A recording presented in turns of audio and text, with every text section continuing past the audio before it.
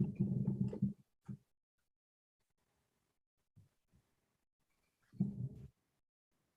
ready. Good evening and welcome to the regularly scheduled meeting of the Mayor and City Council of the City of College Park. I'm Mayor Bianca Motley Broom. It is 7:30 p.m. We have a quorum with council members Gay, Clay, and Allen. I believe Councilman Carn will be joining us shortly. Our first item of business is the Pledge of Allegiance. I pledge allegiance to the flag of the United States of America and to the republic for which it stands, one nation, under God, indivisible, with liberty and justice for all.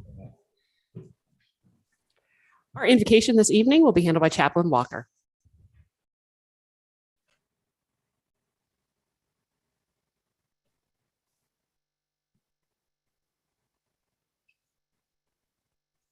Mr. Hicks, is Chaplain Walker on the line?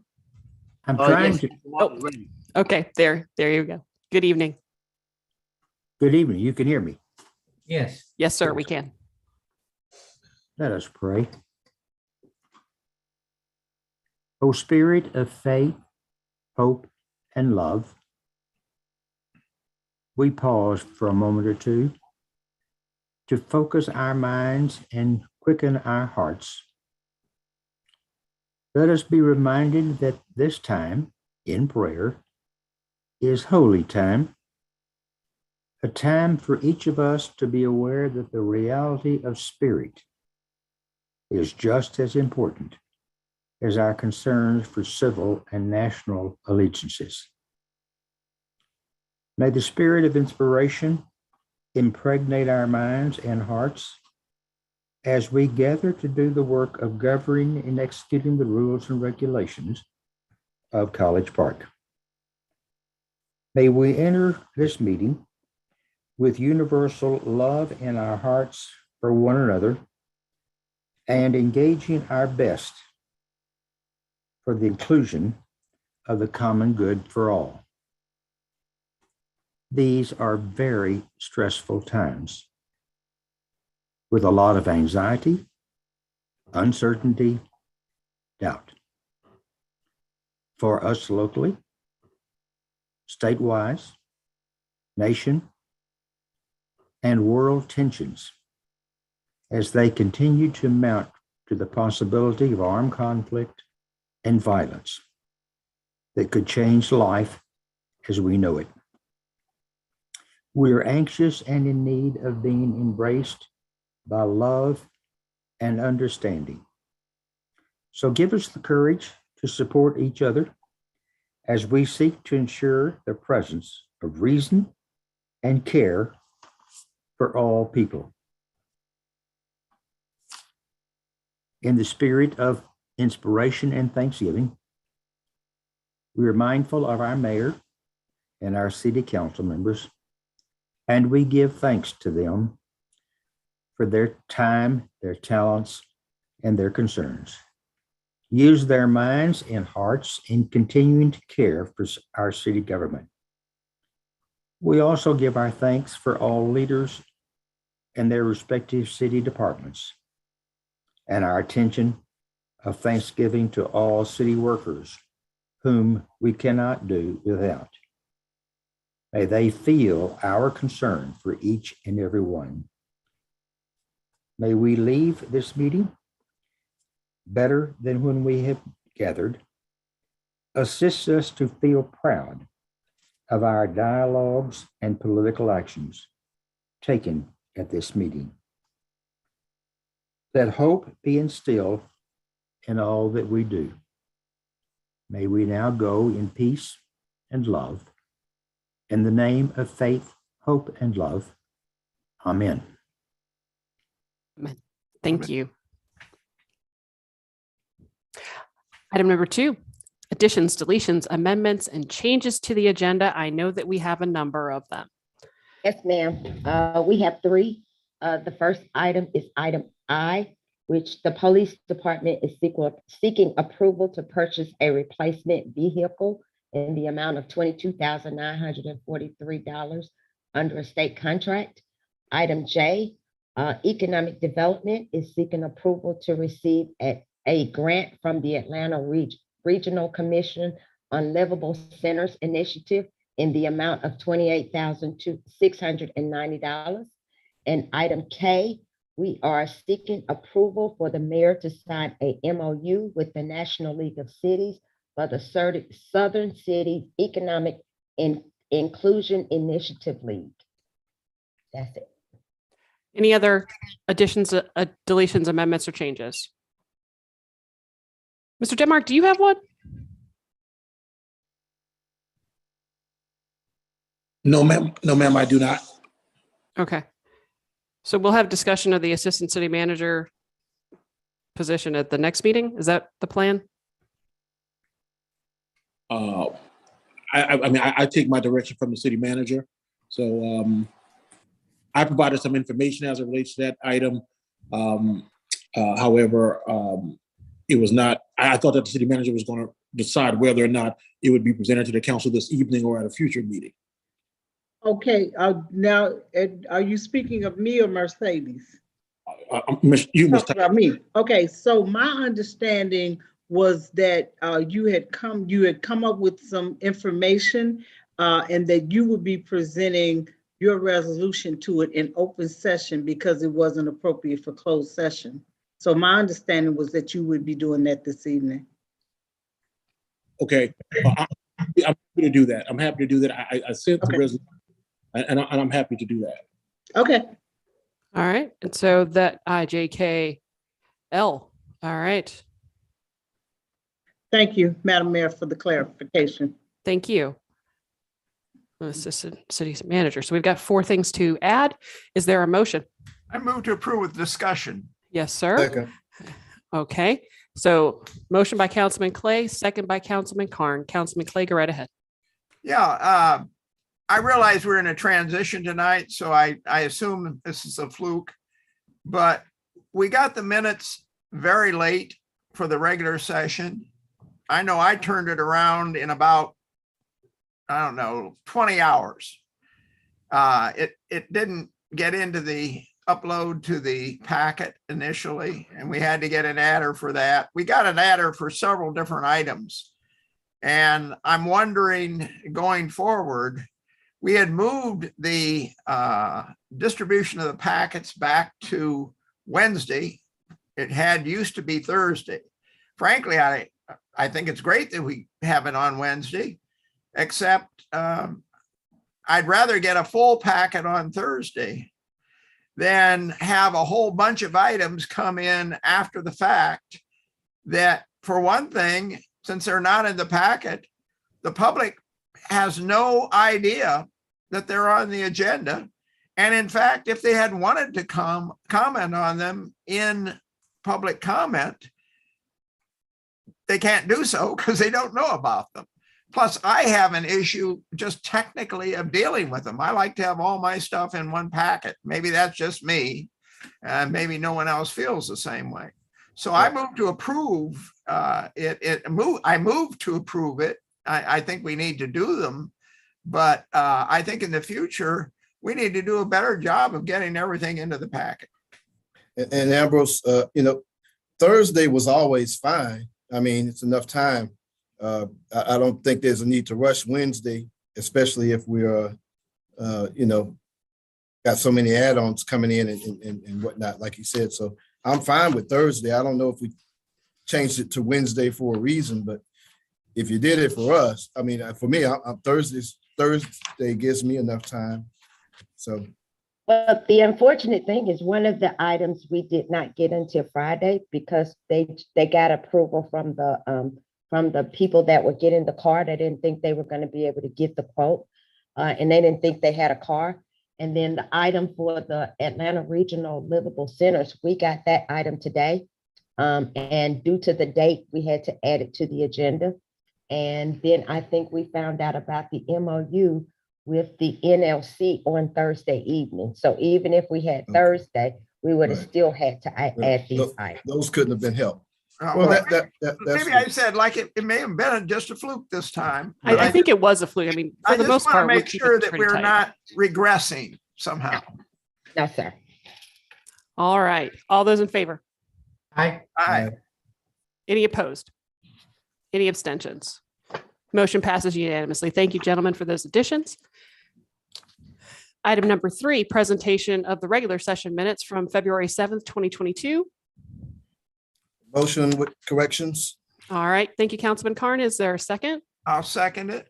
Thank you, Councilman Clay. Go right ahead, Councilman Carn. Got a few here.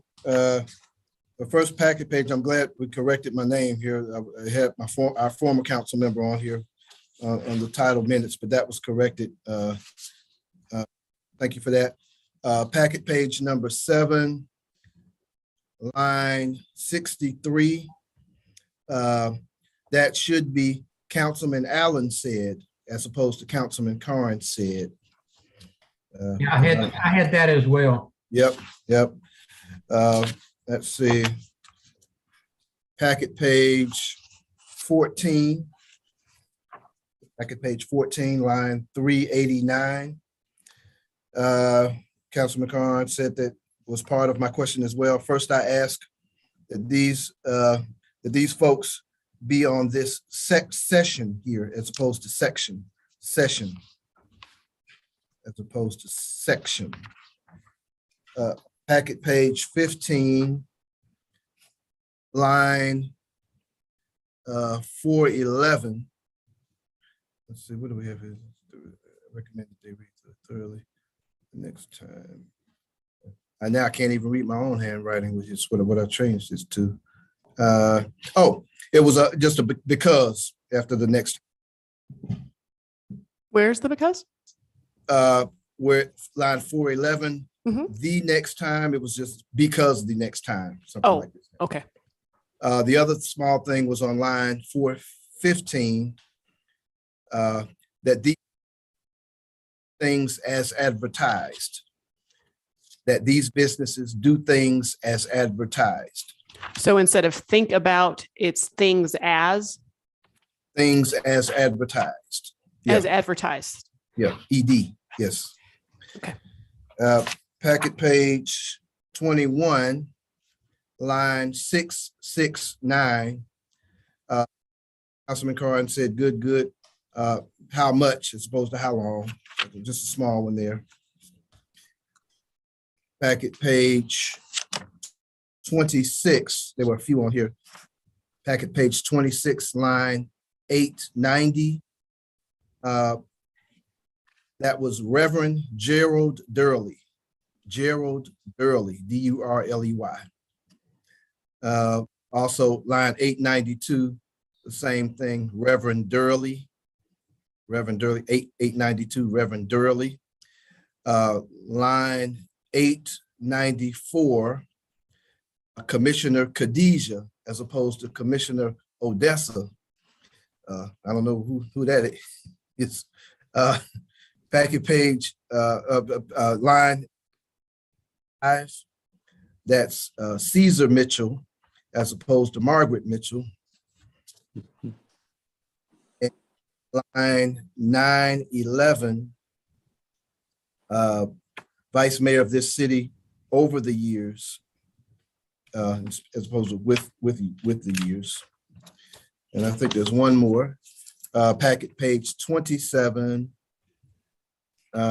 was line 935, to come in here to appear as opposed to appeal. And that's all I had. To be fair, Councilman Carn, Margaret Mitchell does have an influence on Atlanta. Yeah, they're two famous Atlantans, actually. Yeah, Caesar Mitchell and Margaret Mitchell. That's right. Yeah. Did anyone else have any other additional? I just hit one, and I don't know if it should have been in there or not. The way I read it, on packet page 11, 244, line 244, we have gone from one of the highest police departments. I don't know if they put it in there or not, but I think they were talking about paid, one of the highest paid police departments. That's right. Okay. And there was a few changes, but I got the revised minutes. Thank you, Councilman Clay. You picked up a lot of them there. It seemed to be an awful lot. I managed to get a bunch in, yeah. My name is misspelled on line 68, page 7. Any other changes? Hearing none, is there, are all those in favor? Aye. Aye. Any opposed? Any abstentions? Hearing none, that is unanimous. Item 3B, the workshop session minutes from February 7th. I move to approve. Is there a second? Thank you, Second. Councilman Allen. All those in favor? Aye. Aye. Any opposed? Any abstentions? Thank you, gentlemen. That is unanimous. Move on to item 4A, resolution regarding the municipal option sales tax. Give me one moment here, gentlemen. Drop my pen there. All right. And this is in regard to the municipal option sales tax that is unique to the Tri-Cities in that we are tied into the Atlanta system, and the improvements that were made to that system we have had to go along with. And last year, when during the legislative session, the governor allowed our voters in the Tri-Cities to determine whether or not we would take some of the same action as the city of Atlanta has. So I believe that resolution itself was sent to you under separate cover from Ms. Matricardi. Are there questions for Mr. Denmark about this? There is one correction that I noted in the resolution that we got on line 11 of the resolution. It should say 1%, not just one. Yeah, I saw that. It's For correct one- later one on. sentence. And on line 34, I have a question. What does this mean? That we're not going to issue municipal bonds in order to fund our projects. Essentially, we're going to pay as you go. Sometimes we, and forgive me if I'm saying things you already know, Councilman, but we have the option to, as opposed to wait until the tax dollars roll in over time, we can instead issue bonds, get our money now, and then use the tax proceeds to pay the debt service. But if we're going to do that, we have to make the voters aware of that and put that on the ballot. But it says here that we're not going to do that. Okay, so it's my understanding, not only will this help us with the, I don't know the right term, levy is probably not the best word, but the requests that Atlanta put on us for capital improvements, for operational costs, et cetera, et cetera. Not only does the 1% help us to pay for that, but it also enables us to pay for some things in our own network, does it not? Or am I incorrect? Yeah, so we have a choice that we can use it for, not just strictly limited to the Atlanta system, but for our own as well. But the big advantage of this is that while it does levy another tax on all of us as far as what we buy in the store or, you know, whatever we pay sales tax for, but we've got a whole bunch of visitors that right now, we have a huge number of visitors that drive up the load on the sewer and don't pay a tax. So ultimately, it's beneficial to us to do this, in my opinion. So this would also cover the areas within the airport that fall within the city limits of the city of College Park. Yes. So any other questions or comments on this particular A issue? couple, Excuse me, are we voting on it now? Or are we just having a conversation to put it on the agenda? Are we discussing it entirely now We are discussing it now. in its entirety? Yes, sir. Let me, So let me, okay. yeah, let me get to Councilman Carn and then I'll come to you. a couple of things, Winston. I'd like to see the language in terms of how much latitude do we have in terms of setting the language on the question on our ballot. That was, We live with the language as it's stated, as it is given to us. okay, so it's given to us from the state. Yes. Okay, so there's no latitude there. Got it. Is there a reason we don't keep the option available that you referred to previously?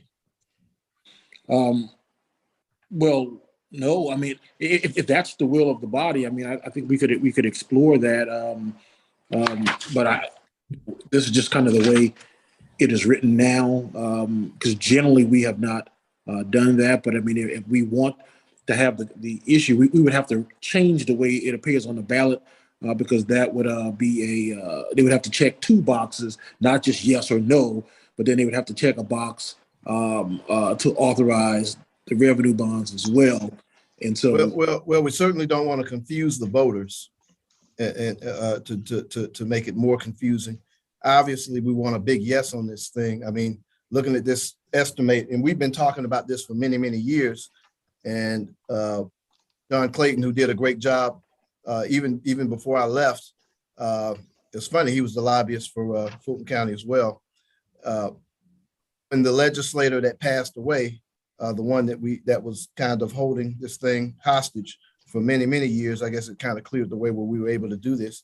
But obviously, it's very important that this thing pass. I mean, we're talking, $800,000 a quarter here, and that may be soft depending on how much more retail we get in here with the 6 West and over these over this next year or so. One of the things we looked at, I think, with one of the T-Splosh, or maybe it was one of the TADs, we put together a campaign through your office with Venture, a separate entity, as the city can't put together a campaign. Winston, you recall that? yes, sir, I do.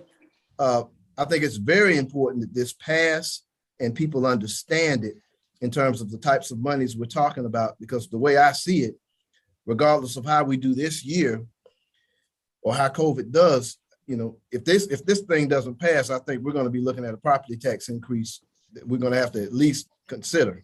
So I think it's very important that we make sure the residents understand. I think you'd much rather have this 1 cent on something that folks buy and the out-of-towners buy and the visitors buy, as opposed to us looking down the road at a potential property tax increase. So I think we really need to sell this to make sure that this passes, by a couple of touchdowns even. So I would like to entertain the possibility of putting together a small campaign again, separate of the city, to make sure that we get this thing. Too important not to, especially considering the financial shape we're in. Councilman Carn, I will. There have been some conversations on the Tri-Cities level in that regard, and I'm happy to update you offline on that. Good. Okay. And let me ask Mr. Denmark. It says 1%. It is a 1 cent sales tax, is it not? Well, we're borrowing that language from the statute. Okay. And that's what it says. Okay. All right. Councilman Gay. This question is for the attorney. In order to increase our chance of its passing, does it have to be a special election? Could it carry over into the next general election? I would imagine so. I have not looked at that, but I don't see why it would not. Why it could not. Just in terms of, for your information, Councilman Gay, this resolution has been adopted in very similar form in both East Point and Hateville. They will be considering it on the same ballot. Can we ask them? I mean, I'm just asking. I just know from the voter turnout, special elections, especially if this is the only thing on the ballot in a community that's in some wards that are so apathetic in voting. I just thought if you wanted to get a lot of votes out, I'm sure that East Point and the other cities have the same voter turnout issues. Is this on the November ballot or? It is not. It will be on. It will be on the primary ballot. This is the May 24th. Yes. Well, I mean, two things. Roger, I understand what you're saying. We'll get a bigger turnout in November. However, coordinating this with East Point to get a general regional buy-in is going to increase the likelihood of it going. East Point and College Park are somewhat similar in terms of East Point does have a lot of hospitality as well and retail to offset, any of their losses like we've had. So, yeah, I mean, you get a big enough turnout May 24th, people are going to be campaigning like crazy. And so people will know there's an election, but it won't be like November, absolutely. But unless they want to wait until November to get a for sure, a more for sure turnout, I think we need to decide that together. I think both cities, and are we talking? It's the Tri-Cities. Well? It's Hapeville as well. Well, I think the three of y'all need to talk that over, and we have talked it over on the mayoral level. Okay, so you guys are definitely thinking May 24th is a better shot than November? Yes, sir. And we've been talking to GMA about it as well. All right, well, we don't want to miss, so, all right. You don't want to miss. Any other questions? Hearing none, is there a motion? Yes, I move to approve with the change I had mentioned on line 12 of the resolution. To add percent To on add line 11. Yes. Okay.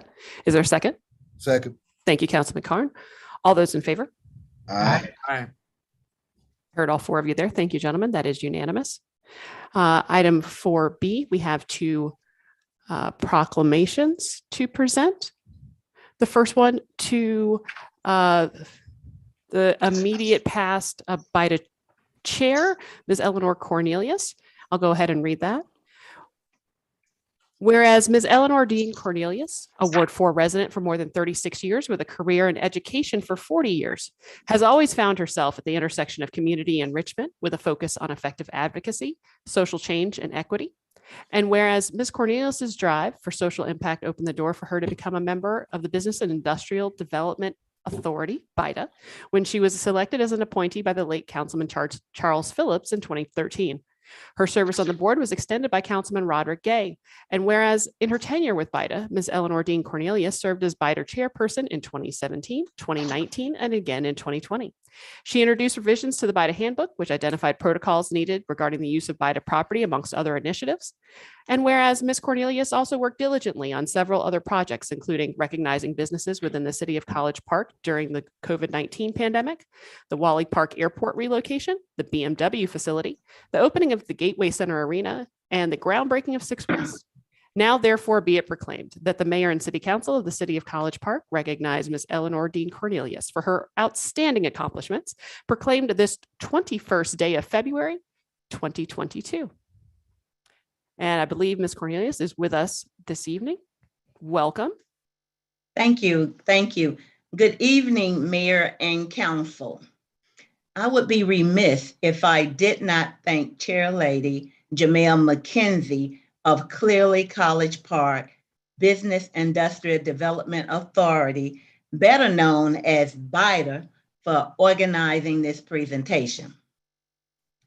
Mayor and Council, thank you for the opportunity to serve the people of Ward 4 as well as the city of College Park, Georgia. Thank you. Thank you so much for your service. We appreciate it. Did anyone else wish to add anything? Yes, I think she has done an outstanding job, Eleanor, and I would like to just piggyback my thanks. It was a good run. Thank you. Miss Eleanor, congratulations. Well-deserved. Staying engaged and involved. Thank Really you, Councilman. All right. And I would just like to say, Eleanor, I've known you for a few years and thank you very much for your dedication and your tireless work, for the city of College Park. Thank you. All right. So we will go on to the next proclamation, recognizing Mr. Demetrius Dennis Taylor Whereas originally from Detroit, Michigan, Demetrius Dennis Taylor became a resident of College Park's Ward 2 in February 2008. And whereas his passion for community involvement was ignited while attending a tenants association meeting where he was living as a resident of the Embarcadero Club Apartments. And whereas Mr. Taylor's robust interest in change and improvement caught the eye of then incoming councilman Derek Taylor, who appointed him as the Ward 2 representative for the Business and Industrial Development Authority Board. And whereas during his tenure, Demetrius Taylor served 3 consecutive terms as vice chairman in 2019, 2020, and 2021. And whereas Mr. Taylor, in conjunction with BIDA team members, led in projects for affordable housing, securing plans for the Gateway Center Arena, organizing plans for the relocation of Wally Park and Ride, along with the groundbreaking for the 6 West development. Until the end of his tenure, Mr. Taylor continued to assist in successfully negotiating and improving of projects that would be economically sound investments for the city of College Park. Now, therefore, be it proclaimed that the mayor and city council of the city of College Park recognize Mr. Demetrius Dennis Taylor for his outstanding accomplishments, proclaimed this 21st day of February, 2022. And is Mr. Taylor here with us tonight?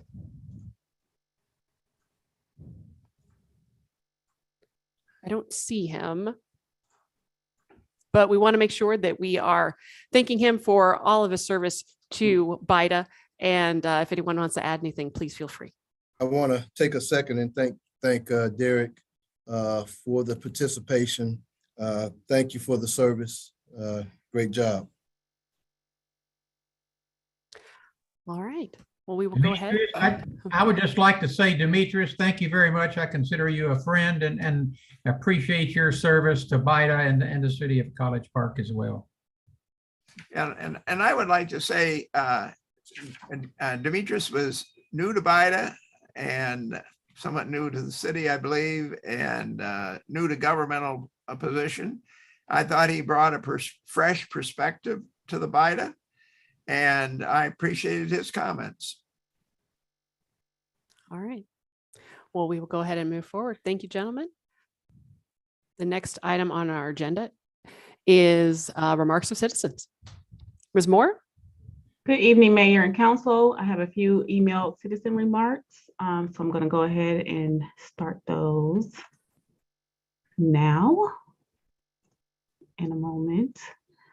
Okay, so I'm going to start my timer, and my first comment is from Kathleen McQueen, 1965 Lyle Avenue, College Park, Georgia, 30337. And it reads, "Good evening, Mayor and Council. I want to acknowledge the College Park Cleanup Day on February 12, 2022. Neighbors came out in full force and made it a fun day. The one concern I have is the gas station on the corner of Lyle Avenue and Main Street. The amount of trash that was on the property was very troubling. As citizens, we want businesses to respect our neighborhoods. Businesses should be held accountable to keep their property clean. I'm asking code enforcement to monitor unkept businesses to correct this behavior. Thank you again for your amazing event. Kind regards, Kathleen McQueen, Ward 1. Okay. And the next comment is from Stephanie Jones, 1824 Cambridge Avenue, College Park. And it reads, "Good evening, Mayor, council members, and valued College Park residents. On behalf of the College Park Women's Club, I would like to say thank you for your extraordinary efforts and enthusiasm that went into making Clean Up College Park on February 12th a huge success. The participation from the mayor, all wards, and a variety of department heads was so encouraging. It was nice to reconnect with neighbors, meet new neighbors, and interact with others from different parts of the city. Special thanks to the College Park Public Works Department employees and their leader, Melissa Echevarria. Their support and expertise made the logistics efficient and seamless. From the 8 different cleanup locations, we had a total of 112 volunteers and collected approximately 250 bags of trash. In addition, at least 18 tires and other assorted large items were collected. Our city of College Park becomes a close-knit community when we work together on projects that instills pride and foster camaraderie. Kudos to all for a job well done. Stephanie Jones, President, College Park Women's Club." Okay, and I have a comment from Jamil McKenzie. Is she on, Mr. Hicks? Yes. Okay, she wants to leave her own comment if she is on. If not, I will read it into the record. Okay, Ms. McKenzie was on a moment ago. Let's see if she's been moved. Yeah, she was on earlier. I'm sorry, she must have. Okay, so I'll go ahead and read that into the record. One moment.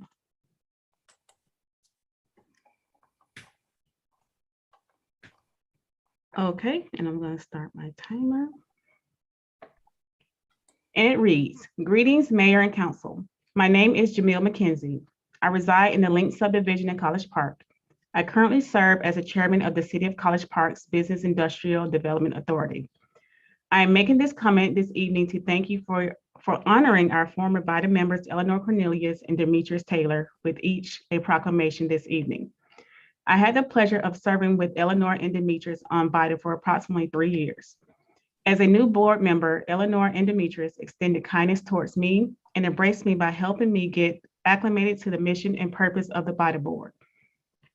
Eleanor immediately provided me with the Robert's Rules of Order to make sure I understood our procedures and process. And Demetrius, affectionately referred to as Big Meech, constantly helped me see the importance of making sure that our development project decisions took the entire community of College Park into consideration. Both of these individuals are amazing citizens who continue to remain active in our city and genuinely care about who we are and what we represent. I am grateful for the opportunity to meet Eleanor and Demetrius and for the many contributions they made both to BIDA and the City of College Park during their tenure. These proclamations are well-deserved.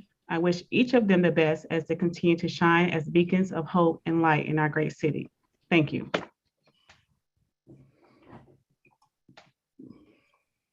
Okay. And I have 2 comments from Demetrius Taylor. So I'm going to run the timer, and if it runs out, it's because it exceeded 3 minutes. Okay, and I'm going to start my timer. Greetings, Mayor and Council. I'm Demetrius Taylor, and I'm a 14-year resident of College Park House in Embarcadero Club Apartments. My comments this evening are surrounding what I will call the ambush and attack of BIDA Chair, Ms. Jamil McKenzie. This treatment that I've been noticing seems to come from a personal standpoint, and I declare this must stop. We may not always agree on or may harbor personal admonishments towards one another, but to blatantly show disdain for someone during official meetings is utterly deplorable. Everyone deserves to be treated with the utmost respect and dignity.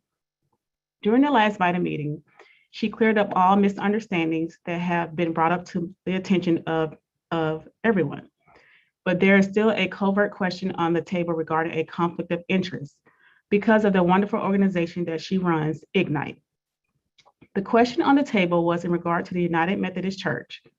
For whatever reasons, Ignite and Jamil seems to be the target, but I want to ask this. If because she runs a nonprofit organization and is the BIDA chair is causing a conflict of interest with voting and or speaking on projects, does Councilman Ken Allen pose the same kind of conflict of interest as a financially contributing member of the church? In addition to this, I'm asking that we all have our attorneys look into the BIDA board bylaws and training guidelines because it was brought to my attention that the training guidelines state that all selected BIDA members are to take BIDA training within 12 months of their appointment in order to be legal BIDA members. I want to make sure that all BIDA members are in compliance and no one vote is considered to be illegal, as that would further bring about discontent with citizens of College Park and BIDA. Thank you for your time and consideration. Okay, I'm going to pause the timer while I get his next comment.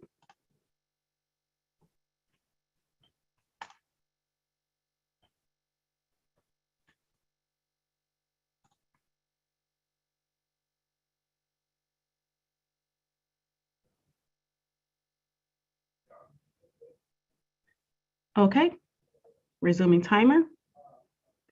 Greetings, Mayor and Council. I'm really wanting to know what is the City of College Park want to do to restore our image after city has been embarrassed by Councilman Gay with his antics of going to the press with his decisions to jumpstart Camp Truett revitalization without mayor and the councilmen in on what's to come. We have not heard from anyone on how this was going to be cleaned up and how we would move forward. Furthermore, how is it that our own commissioner did not know about what was going on until the same news report and it was up for vote before the Board of Commissioners? This kind of underhandedness must be curtailed. We are supposed to be about teamwork, transparency, and creating the College Park that the citizens deserve. But this hypocrisy, foolishness, and even mayhem that seems to be upholding up the progress. Isn't there some kind of decorum or ethics clause somewhere in the bylaws or charter for becoming an elected official here in College Park? Why must the citizens of College Park constantly be subjected to the ills and dastardly behaviors of an elected official? And that's the timer for Demetrius Taylor. The last comment comes from Ms. Rosalind Willis, who would like to leave her comment virtually. So Mr. Hicks, if you see her, you can let her in. I do. Okay, Ms. Willis, if you could unmute your mic, please. Good evening. Good evening. We can hear you. Go right ahead. Okay, great. Good evening, Mayor and Council. I would like to give a great announcement that I'm very excited to share tonight with each of you. And the announcement is coming from our Board of Directors of Motherless Daughters. We have created our new program for our youth, which will be free to each of the youth.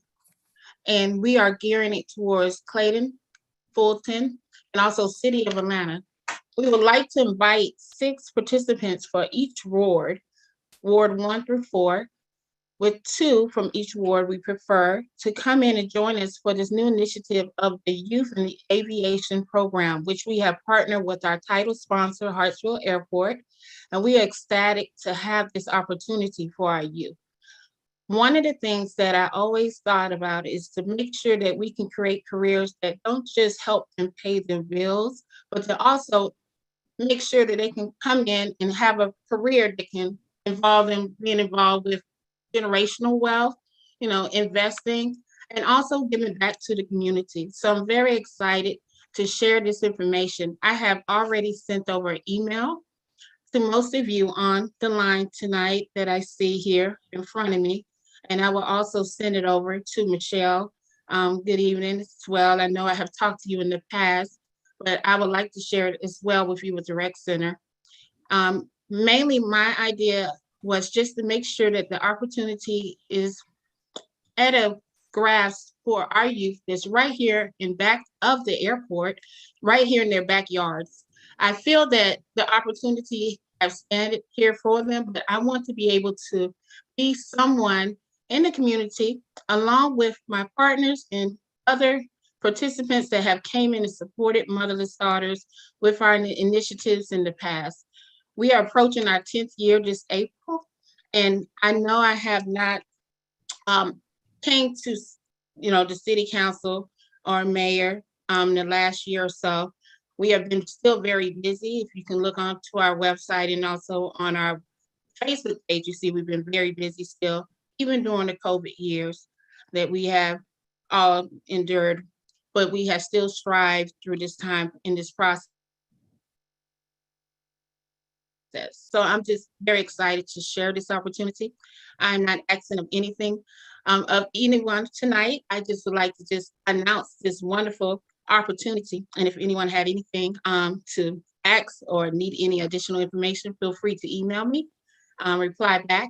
And I have took note of each additional person that's on this line. And if you don't mind, I will also share the information with you as well. This is a free scholarship. This program will take place April 4th through 8th. They will actually be able to experience a discovery. So thank you for your time. Thank you very much. Mm-hmm. Ms. Moore? I'm sorry, Ms. Ames. Your label, your name does not reflect your new name. I tried. So please excuse me for that. So Ms. Ames, anyone else? I have no others that signed in. All right. So if you have not signed up, for public comment and you wish to speak at this time, you can go ahead and click the raise hand button. You will have the opportunity to speak for 1 minute. And Mr. Hicks, help me and Okay, make sure that I'm looking too, and between the two of us, should be able to see if anyone else wishes to speak.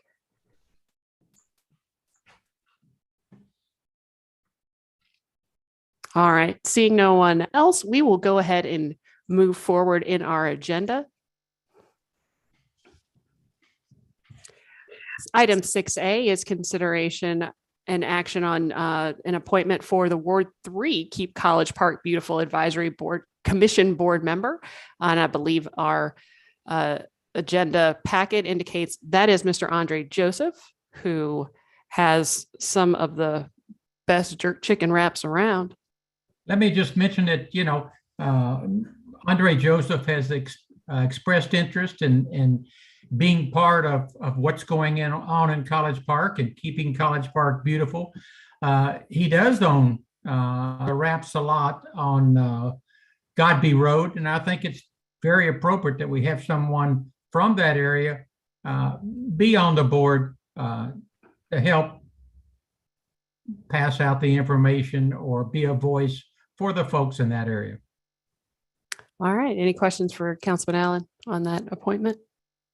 Hearing none, is there a motion? So moved. Thank you, Councilman Clay. Is there a second? Second.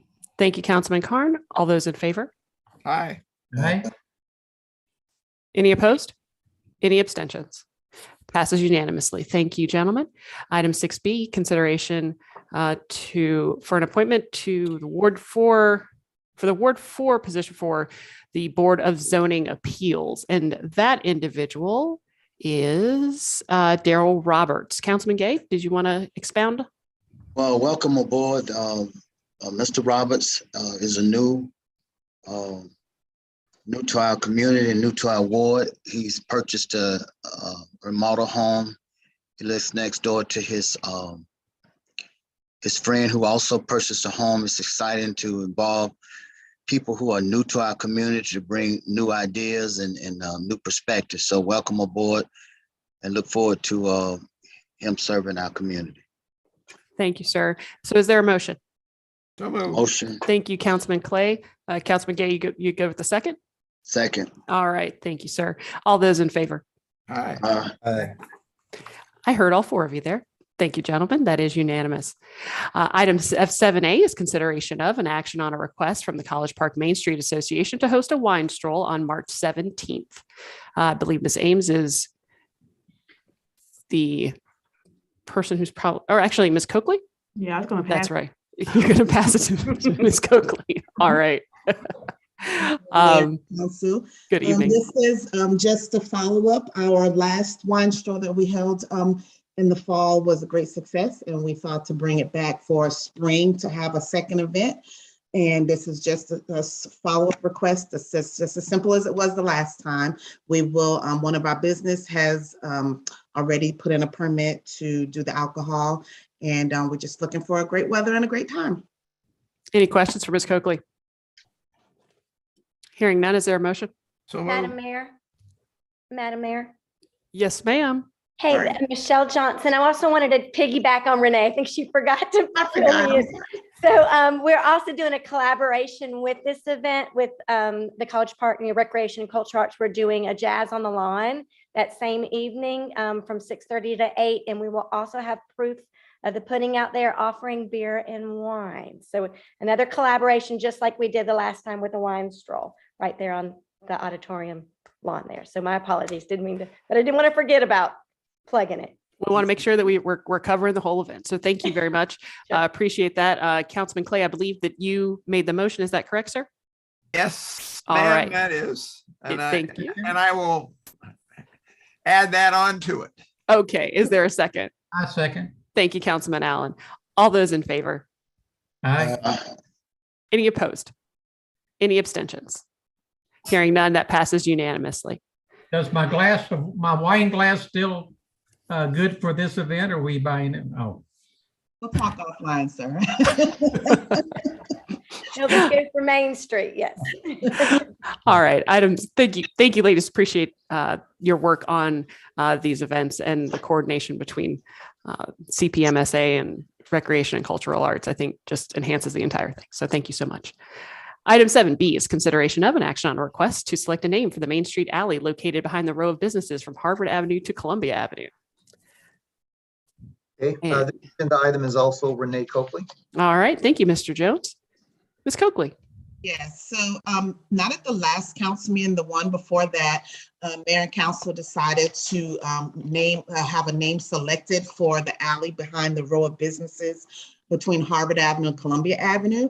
And so I was directed by Mr. Artie Jones to poll the community, which we did through social media and email, and we got a lot of choices. And we narrowed it down internally through city staff. And what you see before you are 3 options of names, and we kind of put them on street signs so you could see what it would look like once we have them created. We can, per Ms. Echevarria, we can create these in-house with our sign department, and the fee is nominal, and it's on that agenda sheet. And I also included the little explanations that came with the suggested names. And if you have any questions, I'll entertain those at this time. Okay, I had a thought. Yes. What about Merchant's Way? These, I was sort of like taking one and taking one from the other and combining them. But I love the idea that we're supporting that we're doing a nod to the businesses that are supporting our city. I love that. But I like all the names. I don't have a particular favorite. I guess I'd say, Ambrose, this is in your ward, so if I would support whichever name you want. It doesn't make a difference to me. I'll sound okay. Well, the Cornell Way was one that I thought, while it was in keeping with the names of some of the other streets based on colleges, a lot of people wouldn't think of Cornell. They may not know what it means. Right. So I kind of disqualified that one. And I kind of liked City Walk, but I could go with either City Walk or Merchants Alley. I thought that they were both appropriate. City Walk made me think of River Walk in one of the cities that I visited. But I like the mayor's comment, Merchants Alley. I guess I don't quite like the alley part of it. I don't either. That's why I was saying Merchant's Way. Yeah, like taking the way from the corner, or Merchants Walk, or Merchants Walk. So the 3 options, because they're not on our screen, and I think that folks may wonder what those 3 finalists are. They're Merchants Alley, City Walk, and Cornell Way. So those are the 3 that we are discussing right now. Ambrose, Clay Walk sounds pretty good. I may have pushed the project, but I'm not ambitious to have anything named after me. So I figured we got to name something after you. You may not be here next time around, so hey, that's a fact. But I'm good. Councilman Allen. What about naming it Merchants Way then? That would Councilman Allen too. Okay. I like the name of Merchants. I think that's good. And if we do that, 20 years or 30 years down the road, we're not going to remember who the merchants were at that time. And I don't know if we could come up with any kind of a little plaque. I don't know how much that would cost. Maybe we could look into it to have a little plaque of all the merchants that are on the other side of that alley so that they can be recognized. That's just a thought. Ms. Coakley? I didn't want to interrupt, but I did want to say that Merchants Way was also one of the suggested names. So Merchants Alley and Merchants Way were both interchangeable. So. Yeah, okay. I don't care for alley. I don't like alley either.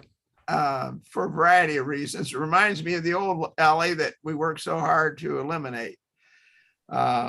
So either walk or way is good with me. Merchants Walk, Merchants Way is either way. Flip a coin. Well, why don't you go ahead and make a motion on one of them? Okay, I'll make a motion. I will say, I like Merchants Walk because I'm hoping that we'll turn that into a walking place eventually. And maybe even if we can get the back of those buildings, it's another issue I was hoping for early on. If we can get that fixed up, maybe similar to Hapeville, where we have the alley back there and we have some events and things that extend into that sometimes. Well, not we, but they have that.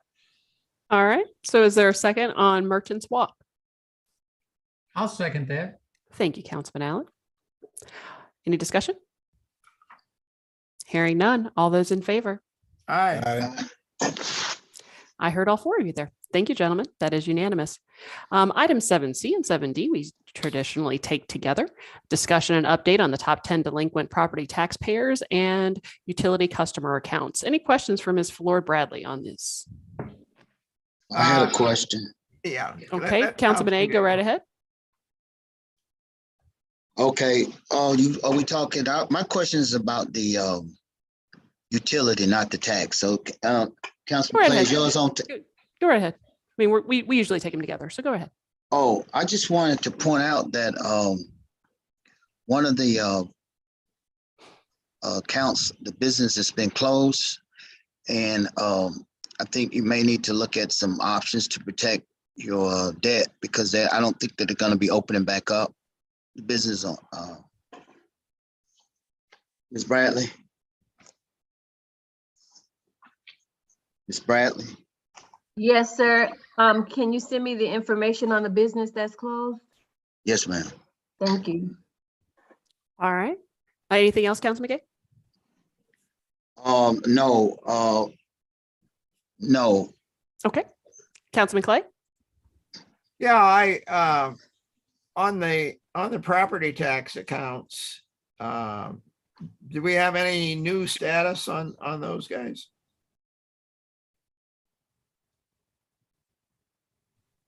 Ms. Floyd Bradley? Oh, Yes, right ahead. yes, Althea? there was. I did send an email. There was a payment we received Friday and applied it today. It was for the, it was in the amount of $52,000. So we did receive one payment from a customer on that list. That's a good thing. How about the others? None yet. That was the only one listed. And I have two payments that are on the way. But we haven't received those yet, but we're at 91.5% in collections overall.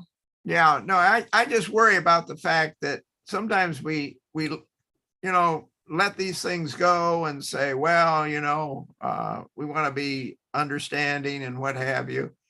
But all of a sudden they file bankruptcy and we don't get our money. At least we can put a lien on it, but eventually maybe we'll get our money, but it may take quite some time.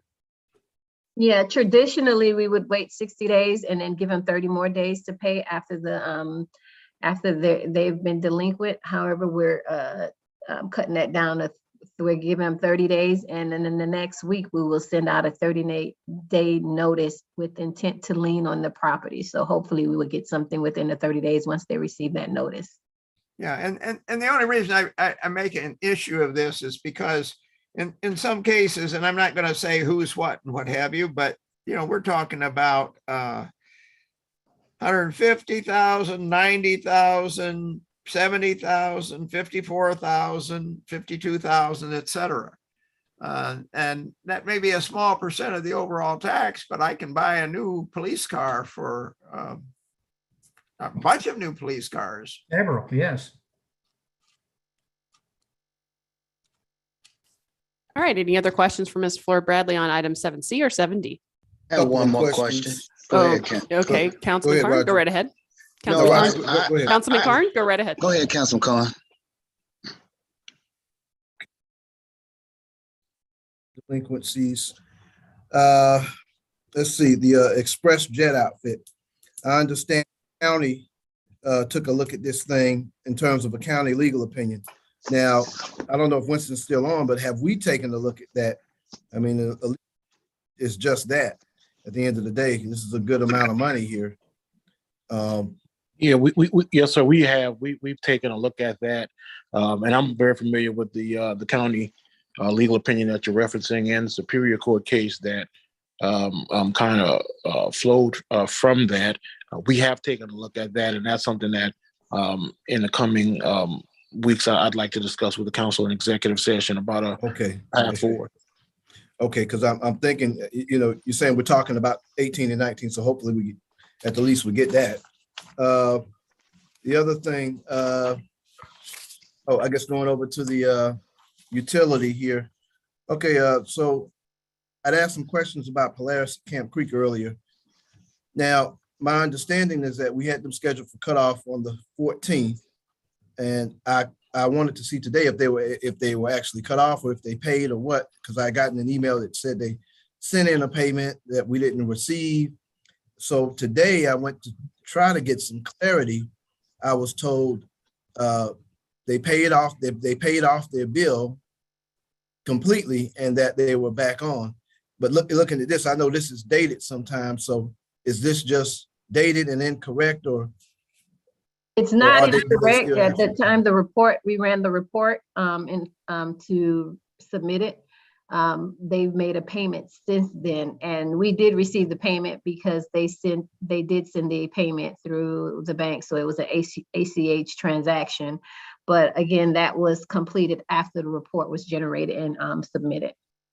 Okay, do they owe us any money right now or not?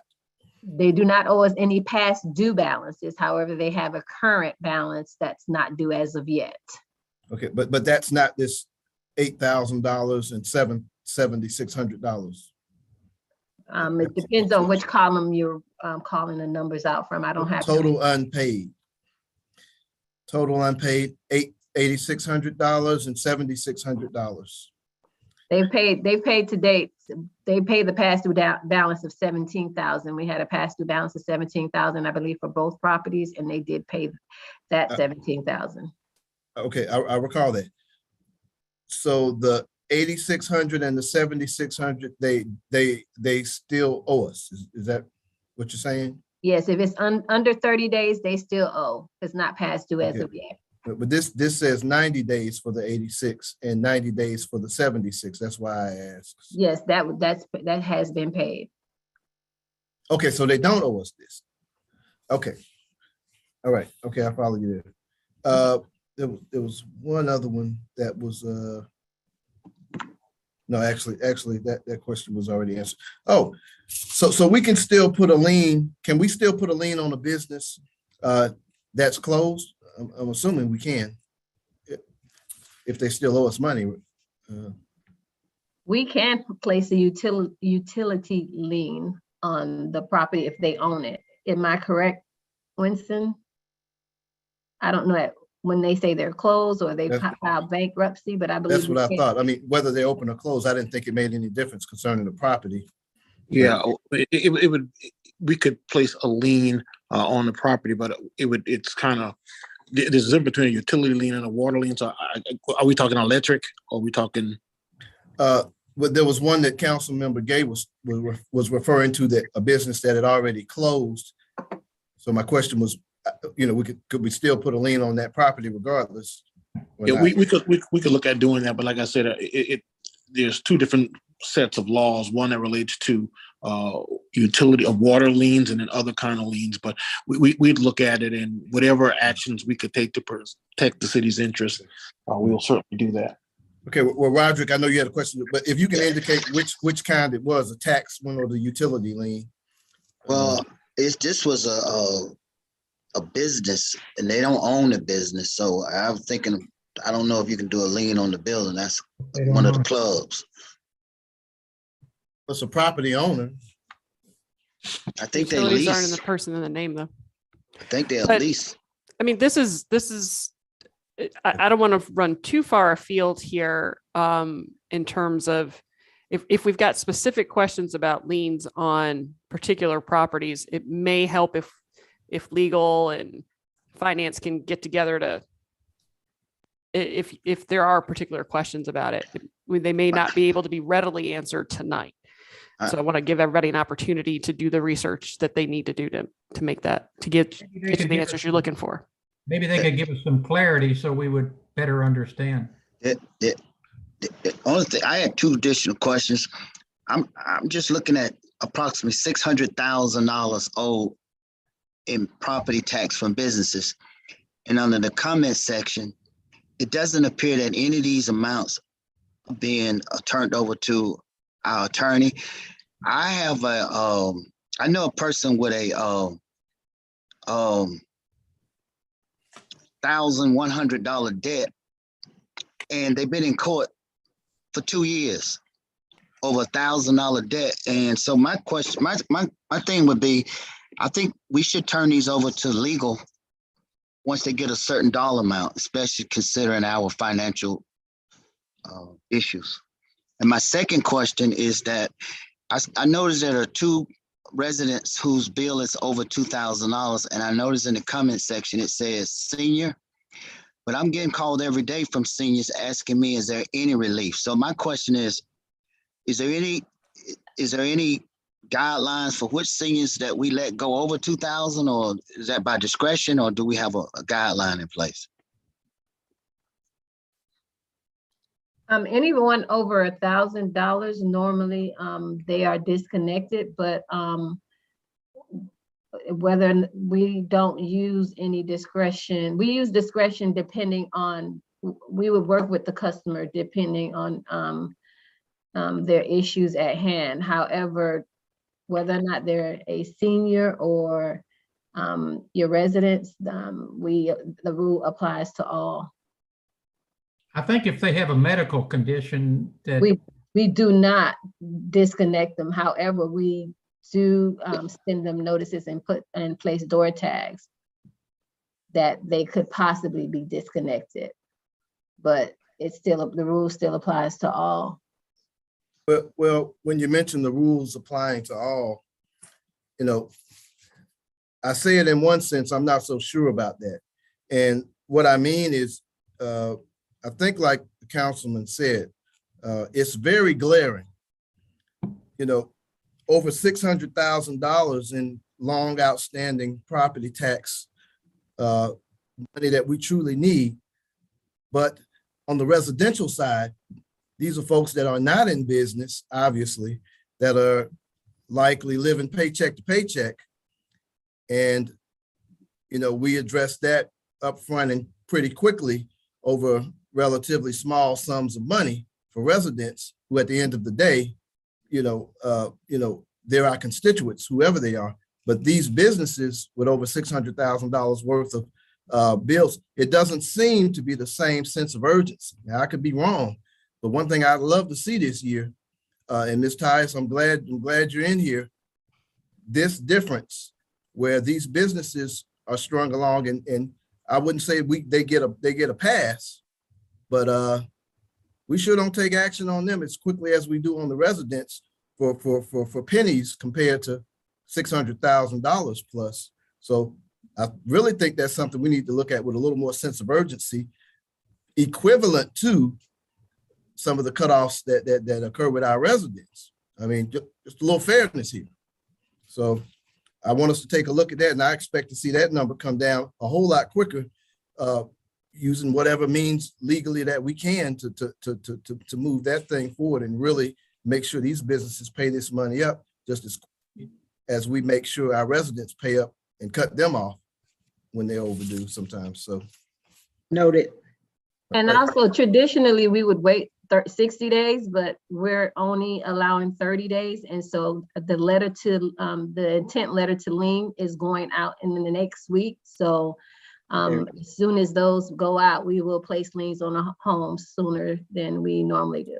And Ms. Tias, I'd also mention, if you notice that City of College Park, these top 10 delinquent property tax accounts, if you notice something about the business enterprises and information I gave you the other day, yes, some of that matches up, and I guess you know what I'm talking about, right? I do. Okay, all right, okay.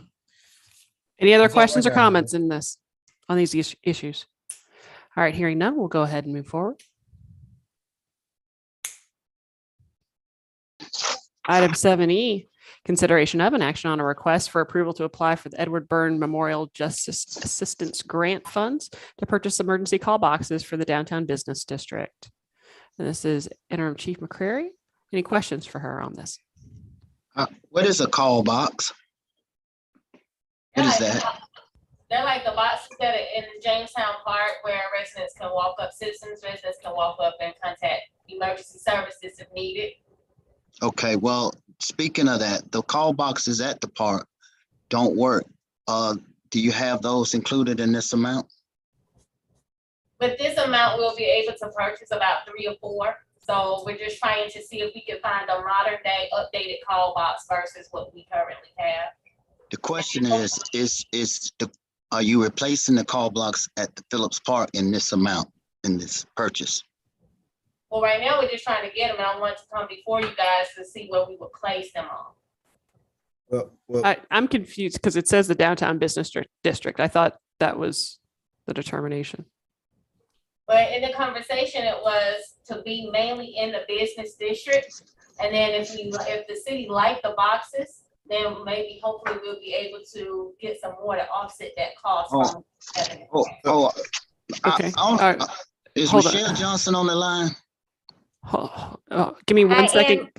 Give me 1 second here. I'm sorry. Give me 1 second, Councilman Gay, because I think Councilman Carn had a question. Go ahead, sir. I thought I heard you. Go ahead, sir. A couple of things, Chief. Now, we talked about call boxes before. And we were applying for a grant for it. Now, my understanding was also that these weren't designated specifically for a certain area of town. Somebody might have discussed that, but I know we have not. I can tell you for one, I need a call box specifically in the middle of my at the bridge there in front of the 3 apartment complexes along Camp Creek, and I would like it to be one of these. And me personally, I don't want to wait on another one to come in. Wholeheartedly agree with you on that, Councilman Carn. That was going to be my suggestion.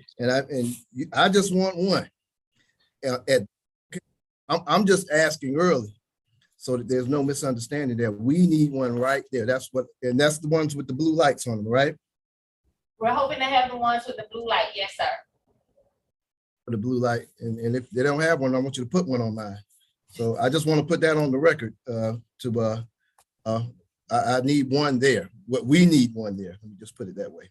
I think you're going to find that a lot of places, need them. When you say business district, I hope you're including, Virginia Avenue up near the Kentucky Fried Chicken area as well. But and Godby Road. I think we can all pick out 3 or 4 other places. So I think we just need to see how they work, how much they cost, and maybe take this discussion, to another level. I agree. But for the record, that is the Hampshire Plaza Business District. So I just want to put that on record. All right, Councilman Gay, you were looking for Ms. No, Johnson? All I was simply saying, Ms. Johnson and I identified that the splash pad has to have a call box before it can get a CO. I was just bringing that.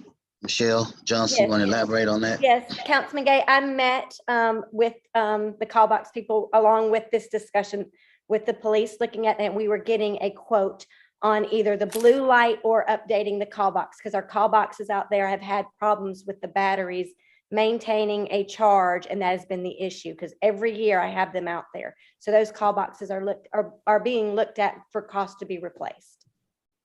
Okay, thank you. We do need one for the splash pad also. I have a question. Yes, sir. Previously, we were conducting checks of the call boxes, I believe, every week. And that was an issue several years ago that they weren't working. So my question is the police department checking the call boxes every week? And if they are not, why not? And if they are finding them defective, why don't I know about it? And is my call box in, I have thought about, as I walk by the park almost every day or every 2 days, I could go in and pick up that call box and try to make a call and check it myself if I have to. But I have thought that would create unnecessary double checking with the police department. So I want to know, can anybody tell me whether the College Park, Barrett Park College box is working these days? Yes, sir. It was checked week before last. The It only was one that's not working is in Councilman Gay's ward. It was checked the week before last, you said? Yes, sir. And is it working? Yes, sir. Yours are working in Barrett Park. Okay, that's good. Then we ought to get them all working. In fact, I would think we would get the ones working that already are in parks and aren't working, or if we have to upgrade them, upgrade them. And I would think part of the problem with keeping the batteries charged is an issue with the solar cell. And rather than having to replace a whole call box, you may just be able to replace the solar cell and save some money. Councilman Clay, can I add to that? Because I have checked them every time it comes around to the park rangers, and we thought it was the solar, but it is part of the call box is out of date. There's new updated information on those boxes that needs to be done, and the repair and the parts are not something we can get. So we are trying to get those replaced that need it. It seems to be Phillips Park, because it's always the battery. I would think that we would want to get the call boxes that aren't working for whatever reason replaced, upgraded, fixed, what have you. And then add them to other similar park facilities.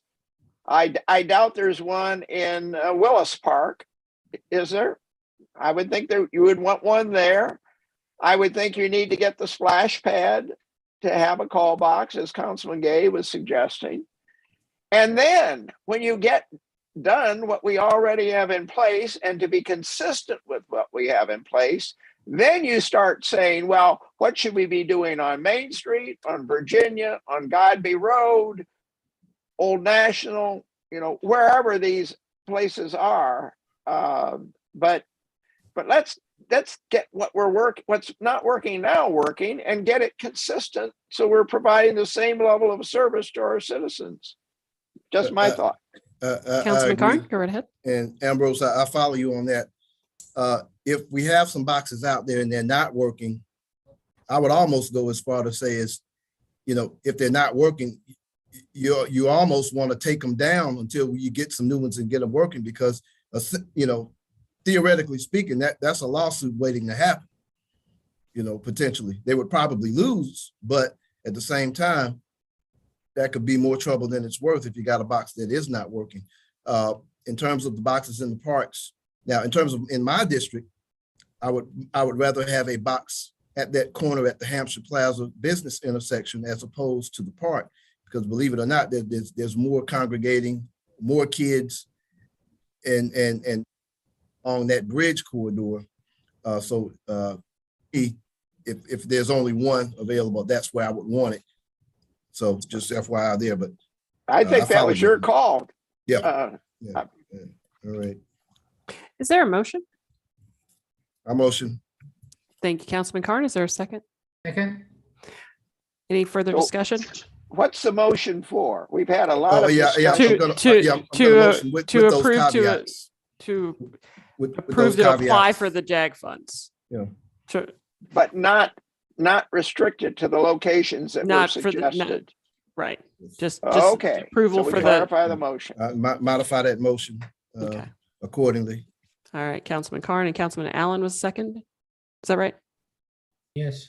Okay. Yes. Thank you. All right. All those in favor? Aye.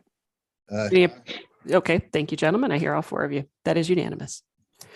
Item 7F is consideration of an action on a request for approval to install new speed cushions at 18 predetermined locations throughout the city.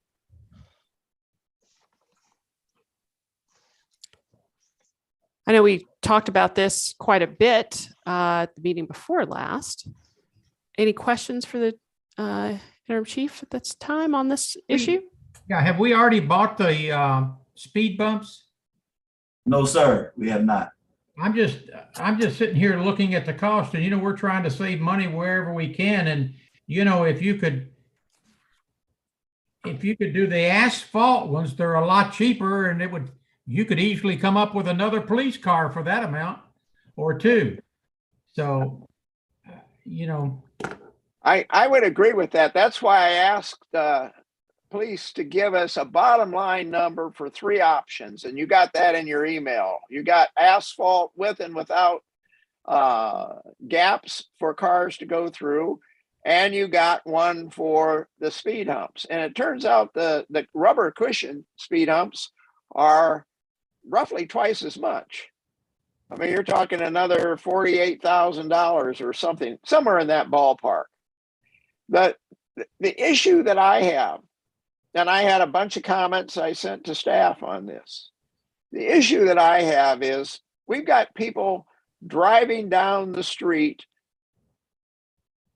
driving through the gaps. When we originally proposed this, I was under the misimpression, I blame me, that emergency vehicles could pass through the gaps unimpeded, but that the other vehicles, cars, unless you're driving a Hummer or something that has an unusually wide track, would not be able to go through them unimpeded. And so they would slow down.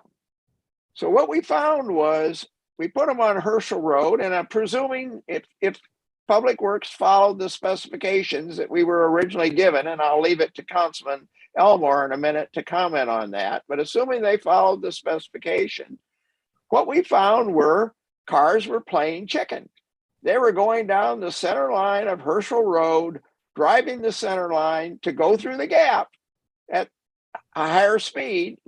And when we dropped the speed limit, we put the speed humps in. Well, they continued going through at a higher speed, and they just drive down the center line. So you have 2 cars coming head on toward one another down the center line. Well, guess what? I was out on my walk the other day, and I watched 4 cars in the space of about 3 or 4 minutes. And they passed down the center line of one of our side streets, drove through the gaps unimpeded, with another car coming from Main Street, driving right toward the last one. Then they eventually, gave way, and everything was fine. So I made the comment to Melissa, we're not going to need to get the gaps filled in on these speed humps just the way we did on Herschel Road, because that was a serious safety concern. This isn't as much of a safety concern, except for that last car, but it is a concern that we're not really slowing down the traffic. So I'm of the impression that we're probably going to need to fill the gaps on all the speed humps if we really want to slow down, because some people just don't care. They're going to, in fact, some of them, I agree. Some of them aren't residents. So now that leads me to one more question. If we put in asphalt speed humps, and I'm all in favor of saving the money, can Public Works do quality control to the point where they have the same dimensions as the rubber ones in here? Because the next thing we're going to hear from some citizens is, well, the speed hump on such and such street just ruined my car because it was 3 inches higher than the other one, and I went over it and I bottomed out or whatever. I don't know. So I want to make sure I would go along with asphalt speed humps and save 45, 50,000, whatever it is, with gaps filled. If Melissa can assure us that they can make careful measurements and replicate the same dimensions for the rubber speed humps, because they seem to be satisfactory. Some people don't like them, but they don't seem to ruin your car. Now, what I've said to some of my constituents is, though, that when we approved the original speed humps, we did it such that, with the impression, my impression anyhow, that emergency vehicles could pass through the middle. If we can't do that, because it turns out my Prius has the same dimensions as a car that can drive through the gaps. I've done it. I don't do it all the time. I just did it once to test, guys, but I did do it. and they measure the same. I compared notes with a fire truck vehicle, as I recall. I think it was one of the emergency vehicles. They had the same dimensions. So now what I worry about is how much time we're going to lose in response time to vehicles passing over these speed humps. And I'm concerned about that, but I'm also concerned about cars blowing through the stop sign on my street even, and going right through at 40, 50 miles an hour. And we don't have the police force on the street to address that. So what I want everybody to understand, and what the citizens ought to understand, is we're making a trade-off. If we put in speed humps, we probably need to fill in the gaps. We can save $50,000, but every speed hump that one of our emergency vehicles hits, they're going to have to slow down and they're going to lose. And there's a little report that I think the chief had put on here that explains, I think it was 10 seconds maybe or something. So, you know, if you're thinking about, well, yeah, I don't care. I really, really want to have speed humps in here because they're zipping down my street. And I do. But if I have a heart attack and it takes an extra minute or two and I'm brain dead because they didn't get to me quite fast enough, well, I guess I won't have to worry about it, but my wife would. So we need to understand the decision that we're making. I'm still in favor of speed humps. I didn't used to be, but I am now because we don't have good control of the traffic in this city. Police just doesn't have the force to maintain the traffic, and people don't give a darn, at least the ones that are passing through for sure. So I just want everybody to, I'm sorry for the rhetoric, but I really, really want us to think through this decision. And I sure hope all the citizens that are out there that are disregarding, when the fire truck doesn't get there when your house is burning down, or the emergency vehicle doesn't get there when you have a heart attack, you understand, well, I had slower traffic on my road thanks to the speed humps. And Ambrose, I agree with everything you said. It's one of the perils of, you know, living in an urban city. You know, it's like a choice of the devil or the witch. And you know, there's almost no way around that. The younger generation now, you know, driving is a whole nother proposition to them. And I don't understand it myself. You know, one thing I've realized over time is just how much gas you can save if you take your time in terms of acceleration. You know, they say you're supposed to accelerate so that you can have a full cup of coffee in the cup holder and it not spill, even if it's all the way full. And you save a lot of gas. But, you know, I'm a little older and wiser, I guess, nowadays than I was when I was in my 20s and 30s. But maybe I don't know, Winston, you know, the community knows these speed bumps are going in, but maybe what do you think about a general notice that we make clear that these are going in at the request of the residents? However, at the disclosure that this may slow down response times, you know, in a matter of seconds, just so that they're aware in terms of disclosure, in terms of what Ambrose talked along the lines of where somebody could say, well, you put these speed bumps in and you slow down the response times. And because of that, like you said, the brain dead person went brain dead. And but, you know, maybe as a layer of notice, and obviously, you know, somebody, if they're going to sue us, they're going to sue us regardless of if we put notice out. But if we did put notice out to all of the residents, I don't think it would hurt us to put that notification out, just to let people know we're putting it out here. This is a life safety measure that we're taking. However, it could slow some of our emergency vehicles, just for disclosure so that you're aware. Yeah, Councilman, I strongly recommend against that. Yeah, I mean, aren't we doing that here? I mean, we're having the conversation. I mean, hypothetically, yeah. I mean, I don't think that we should necessarily commit that to paper. Okay, all right. But Chief Elmore, go right ahead. Yes, I just want to reiterate there will be a delay in response if you put the cushions that goes all the way across the street. It's 7 to 10 seconds per hump. So in cases like Councilman Clay said, if it's a cardiac arrest, you go brain dead within 5 to 6 minutes, but every second counts. Now, when I did recommend the previous speed humps with the gaps, I don't know if the middle cushion was wide enough. It's my understanding they should have been at least 72 inches, which is 6 feet across. And that's for the wider trucks to go across. That would have prevented, I guess, your regular vehicles, such as Councilman Clay's Prius, that wouldn't be able to straddle.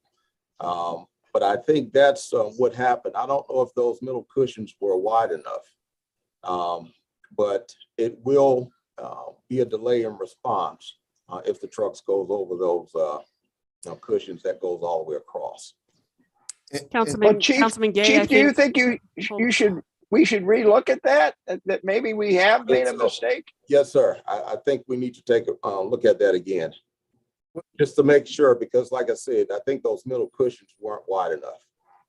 Well, okay, Councilman Gay, I think you had something. Well, my thing was that the motion was that, do we purchase the rubber, and then it was supposed to give us a cost for the asphalt, and now we're talking about response time in the middle of the humps. I just want to say, can we just table this and let them come back with the cost for the asphalt versus the and can they guarantee that they all can be done, as Councilman Clay says, without having any imperfections? I believe the cost is already in here in the packet. Yeah. For the asphalt? Yes, sir. Yes, sir. If you use the theory that they will slow you down about 2 or 3 seconds, then, we could turn around and say, let's don't put any down. Then we don't slow down at all. So. They don't slow you down if you have the gaps. Is that correct, Chief? That's correct. If you have the gaps, it should slow the regular vehicles down, but not our fire trucks or fire apparatuses. No. Can we just do asphalt with gaps? Yes. Yeah, I mean, that's an option. That's one of the ones listed. Well, if Melissa, that's why I asked for that option. I think we can save money if Melissa can commit that she can make the specifications the same as the rubber humps. Then we can save money. We can put the gaps in. And if we're wrong, if my Prius shouldn't fit through the gaps in the hump, then we need to revise the specifications before we do the asphalt work. And we ought to augment the rubber ones. Let me ask Ms. Zechariah, is that something that you need a little bit more time on, or can you answer that question this evening? Yes, we just need the specs. Once we have the specs, we can build them in new fashion. So the Highways and Streets Division can do it as long as the specs that they're given are accurate. All right, Councilman Carn. Melissa and Chief, also, I mean, I get the logic of that. We're trying to split, come to a happy medium with this thing. And I can certainly understand where you're coming from, Ambrose, but also keep something else in mind since we're talking in theory. Out the gaps with asphalt speed humps, without the gaps, you're conceivably exposing us to more potential injuries or fatalities as well. So you got to keep, there's a flip side to that coin.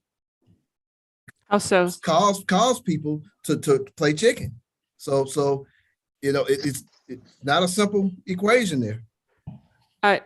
Councilman Carn, I'm not following you. I'm sorry. I didn't understand. With in terms of the asphalt speed humps, without the if you put the gaps in, no matter what width they are, you're still conceivably exposing us to more potential injuries or fatalities, because even if they're too wide, they're going to try it. They see a gap, they're going to try it and make the chicken run. So regardless of how you look at it, I would just say the speed humps, and I mean, it's par for the course. I mean, I see people every day on the ones that are wider, go through them and try to hit at least one side of the tires going Exactly. through the gap and the other one hitting the hump. Now, is that going to be more possibility of them lose control of the car? I don't know. If there's any gap, regardless of what width the gap is, people will run it and they're going to play chicken. So regardless of how you do this, you know, I think you just cover, you put them all the way across and hope people come to their senses and drive civilized. That would be my best guess at it. I'm about to make a motion that we install the asphalt installation without gaps in the locations selected. Is there a second? I would actually wait, hold on. Yes. Okay. Is there a second? Second. Thank you, Councilman Clay. Go ahead and any further discussion? Hearing none, we'll move to a vote. All those in favor? Aye. I heard all four of you there. Thank you, gentlemen. Mayor, one comment on that to what Councilman Gay had pointed out several meetings ago with people putting asphalt into the gutter or the space where the water flows next to the curb, whatever you want to call it. We can't do that, right? You would agree with that, Councilman Gay, I assume? Yes, sir. Okay. Yes, sir. So that does mean that some people will be able to pass through the gap probably if they want to risk the small space between the curb and the hump. Okay. And that's just I something. mean, look, we can't control for everything. That's a violator. Yeah. All right. So we're on to item 7G, consideration of an action on a request for approval of payment to Reveal Media USA for maintenance support services for the police department camera system. Any questions for the interim chief? Motion. Second. Wait, hold on. Councilman Gay, thank you. Is there a second? Second. Thank you, Councilman Clay. All those in favor? Aye. Any opposed? Any abstentions? All right, that is unanimous. Thank you, gentlemen. All right. 7H is consideration of an action on a request to approve a purchase of a $14,000 new utility trailer to transport a G60 excavator in the Highway and Streets Division. Any questions for Ms. Echevarria on this one? No, so moved. Second. Thank you, Councilman Clay. Is there a second? Second. Thank you, Councilman Gay. All those in favor? Aye. Heard all four of you there. Thank you, gentlemen. Item 7I is consideration of an action on approval of, Ms. Miller, help me out with this one, please. 22,000. It's for to purchase a replacement vehicle in the police department. Okay, at the price of $22,943. Yes, sir. Yes, ma'am. Any questions for interim chief on this one? Yes. All right, Councilman Clay, go right ahead. Okay, a couple things. First off, the letter of transmittal had one sheet in the front, didn't have anything in the back indicating, where the budget was going to come from, et cetera, to do it.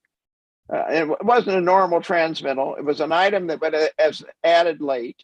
And I submit that my recollection of every police vehicle that we have purchased, we have always been having to put on other equipment, light bars and sirens and what have you. So my question is, am I to believe that we're really getting by with $22,000 or whatever it is? Because my recollection is it usually costs a lot more than that. This is for unmarked car for CID. Okay. So it won't be outfitted with the same things as a patrol vehicle. Okay, so there isn't a lot of extra equipment that has to be added to it, is what you're saying. Right, not a lot, sir. How much a lot? $5,000? Roughly $7,000 to $8,000 is my understanding, sir. The unmarked 7 or 8. has like the lights and the radio and the siren. So we're really asking for about what, $30,000? What, yes, roughly. Okay, well, council needs to understand that. Yes, sir, but it's in the budget from where you guys approved it. We just needed to come before you to approve the purchase. I didn't hear all that, but that's okay. I move to approve. Thank you, Second. Councilman Allen. Is there a second? I second. Thank you, Councilman Clay. Any further discussion? Hearing none, we'll move to a vote. All those in favor? Aye. Any opposed? Any abstentions? Motion passes unanimously. Unanimously. Thank you, gentlemen. Item 7J, consideration of and action on a ARC grant through economic development. Mr. Jones? Yes, good evening, Mayor and Council. There's a Livable Centers Initiative grant that the City of Atlanta, City of College Park, City of East Point, City of Fairborn, City of Palmetto, City of South Fulton, and the City of Union City are applying for. We're applying for $800,000 jointly. The City of South Fulton is actually heading up this grant. The LCI grant, if you are unfamiliar with it, College Park has received 2 LCI grants since I've been with the city. But it's a grant program that incentivizes local jurisdictions to re-envision their communities as vibrant, walkable places that offer increased mobility options, encourage healthy lifestyles, and provide improved access to jobs and services.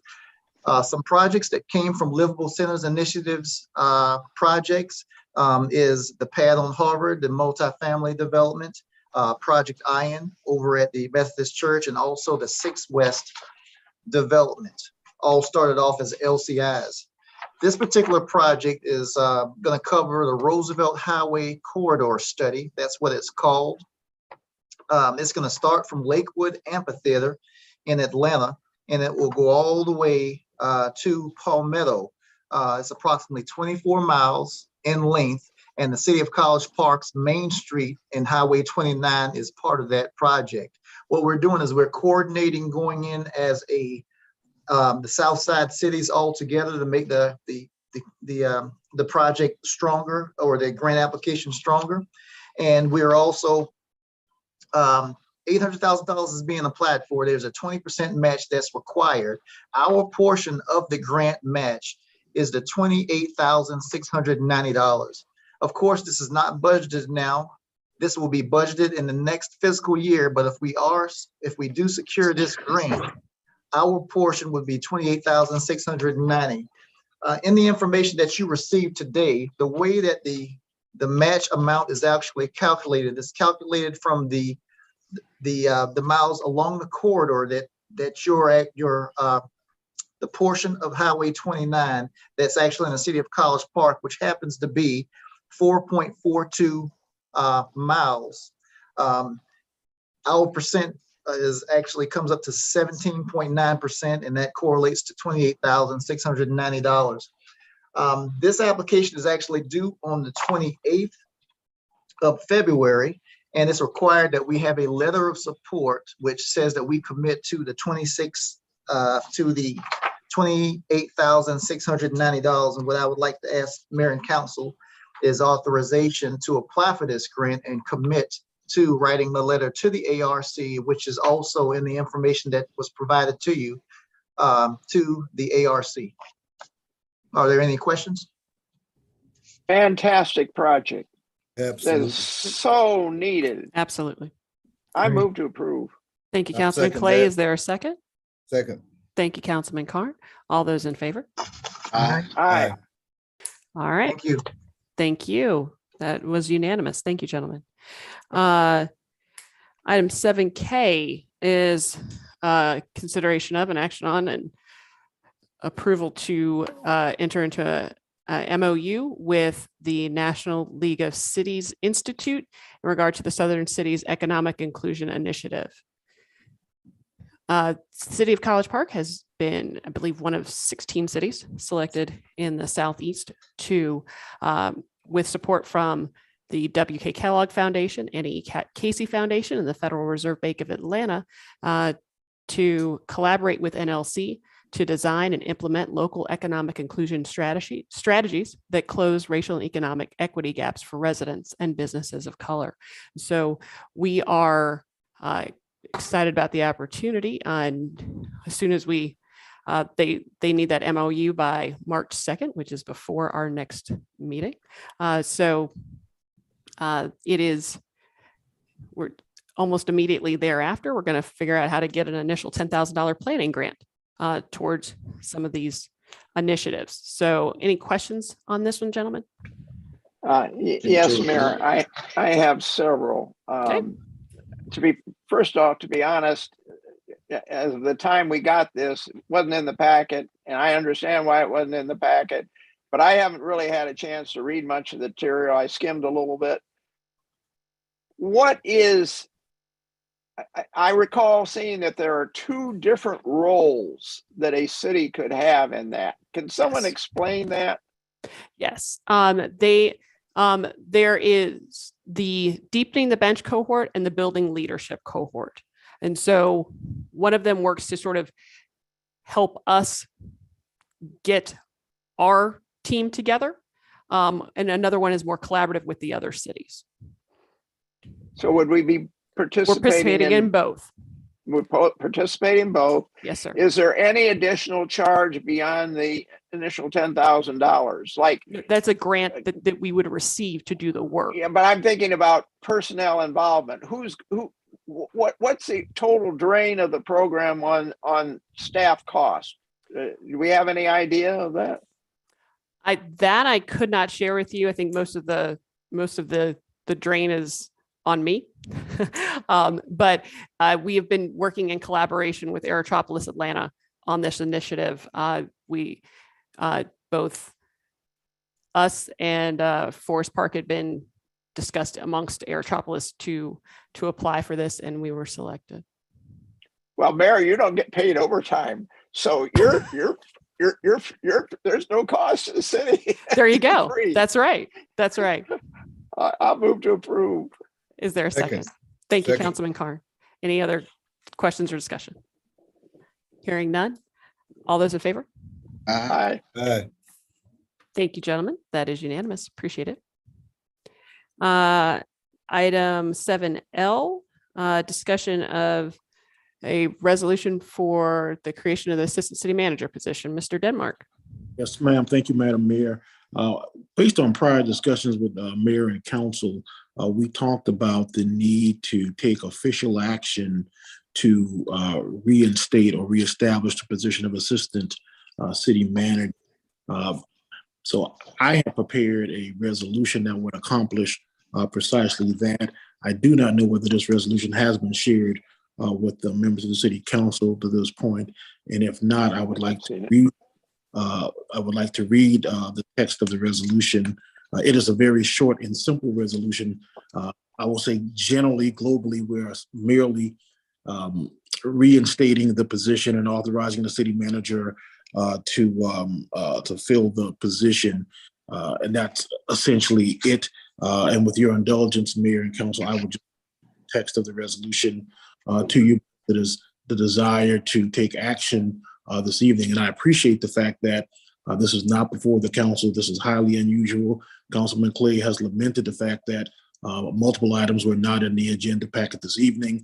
And here I am again adding this. However, I think that this is a matter that we discussed previously that we want to take up this evening. And given its simplicity, I beg your indulgence and allow me to read it before you right now. Go right ahead, sir. Yes, ma'am. It states as follows: a resolution by Mayor and Council, City of College Park, to reestablish the position of Assistant City Manager to provide an effective date and for other purposes.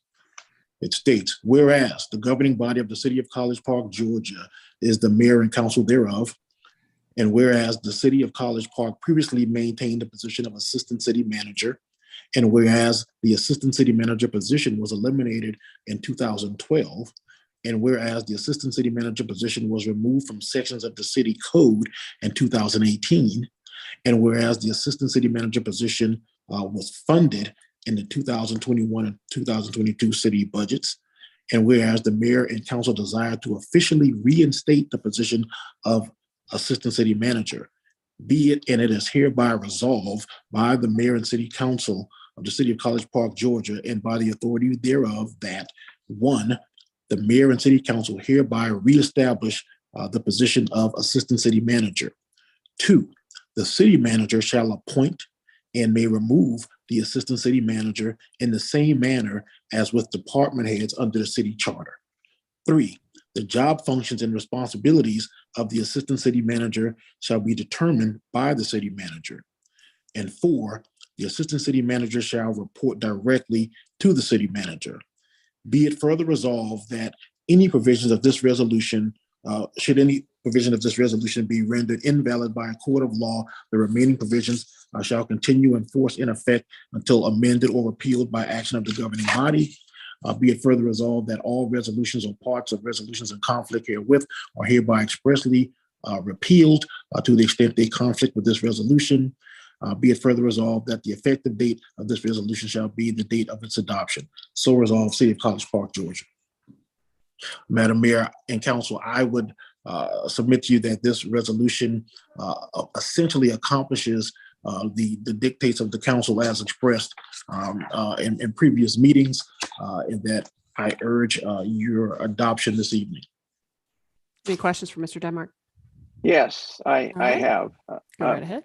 Comment and question.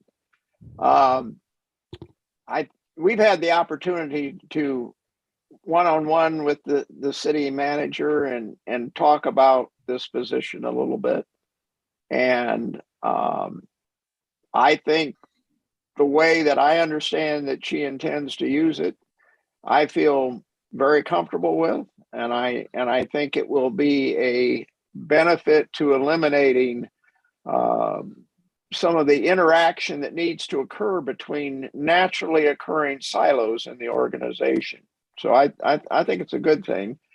The one thing that I would be inclined to add to the resolution is that there shall be no one reporting to the assistant city manager, or either that, or that the department heads shall not report to the assistant city manager. In other words, they may be coordinated by the city manager, they may be worked with the city manager, but they don't.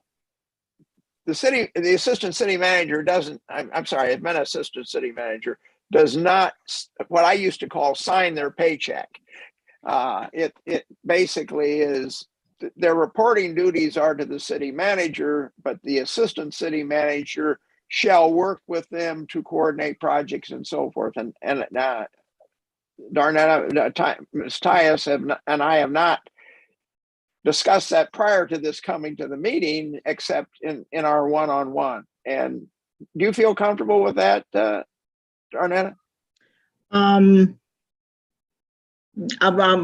think I'm mulling over necessity in my head. Okay. May I add, if the city manager is the person who determines the job functions and the responsibilities of the assistant city manager, wouldn't it be wouldn't it go counter to that if we say what the assistant city manager does and doesn't do? Mayor, I'm only suggesting the one thing that she doesn't do.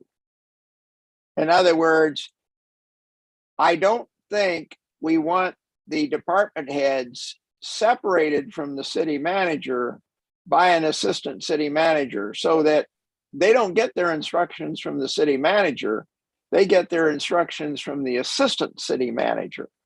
It's one thing to have a project management function that cuts across organizations and coordinates things and gives project direction. But it's another thing to have someone that gives organizational direction in the approval of salary increases, approval of promotions, approval of whether you shall have 1 or 2 levels in the organization that is reporting into you. That is more the scope of what I consider to be the city manager. Okay. I don't think. I got you. Mm-hmm. And Ambrose, I thought, Darnett, I thought we were on the same page probably. On Yeah, that. we are, when you talk about the powers of promotion, demotion, pay raises, and that kind of thing, and know they want. Here's what I don't want to do. I don't want to set that person up for an agency head to say, you don't tell me what to do, when the person is communicating my directives. You know what I'm saying? I don't want to set it up so that I get a department head who's not as cooperative as they might be, pushing back on that person because we use language that said they don't report to you. So mhm. They report to you for project management. I think we're getting too detailed here. We're drilling down. Like, if she's got a vision of how she wants to do this, I think the charter lays out the functions of the city manager and what the city manager can do in terms of department heads and the like. That same, and then it's that authority. I mean, if anything, I mean, that is with the city manager. I think. Well, I hear what you're saying, Mayor, and I agree with that. I also agree with what you're saying, Ambrose and Ms. Tice. But I think where Ambrose was going is that there needs to be one boss in one sense or another, in terms of from the department head's perspective, and I think he wants to make sure of that. Now, one thing that would also do in terms of your marching orders come from at the end of the day, you answer to the city manager. That caveat would prevent potential finger pointing where you got this going on between, two parties, the deputy manager, assistant manager, or whatever have you. So it could possibly be a perspective. But at the end of the day, Ms. Tice, you've got the reins, and but it does clarify things, and I think you could clarify things with or without that. I think you have enough experience too. So either way, but I could see how it could help. Case, I mean, let's say, God forbid, there's a falling out between you and your assistant manager. Let's just say, which I don't think will happen. But he'll be terminated. They can fire the person. He'd be unemployed. I mean, yeah. Right. So I get it, and then how I explained how I will use that person. I am responsible for every department head. I am responsible for every department head.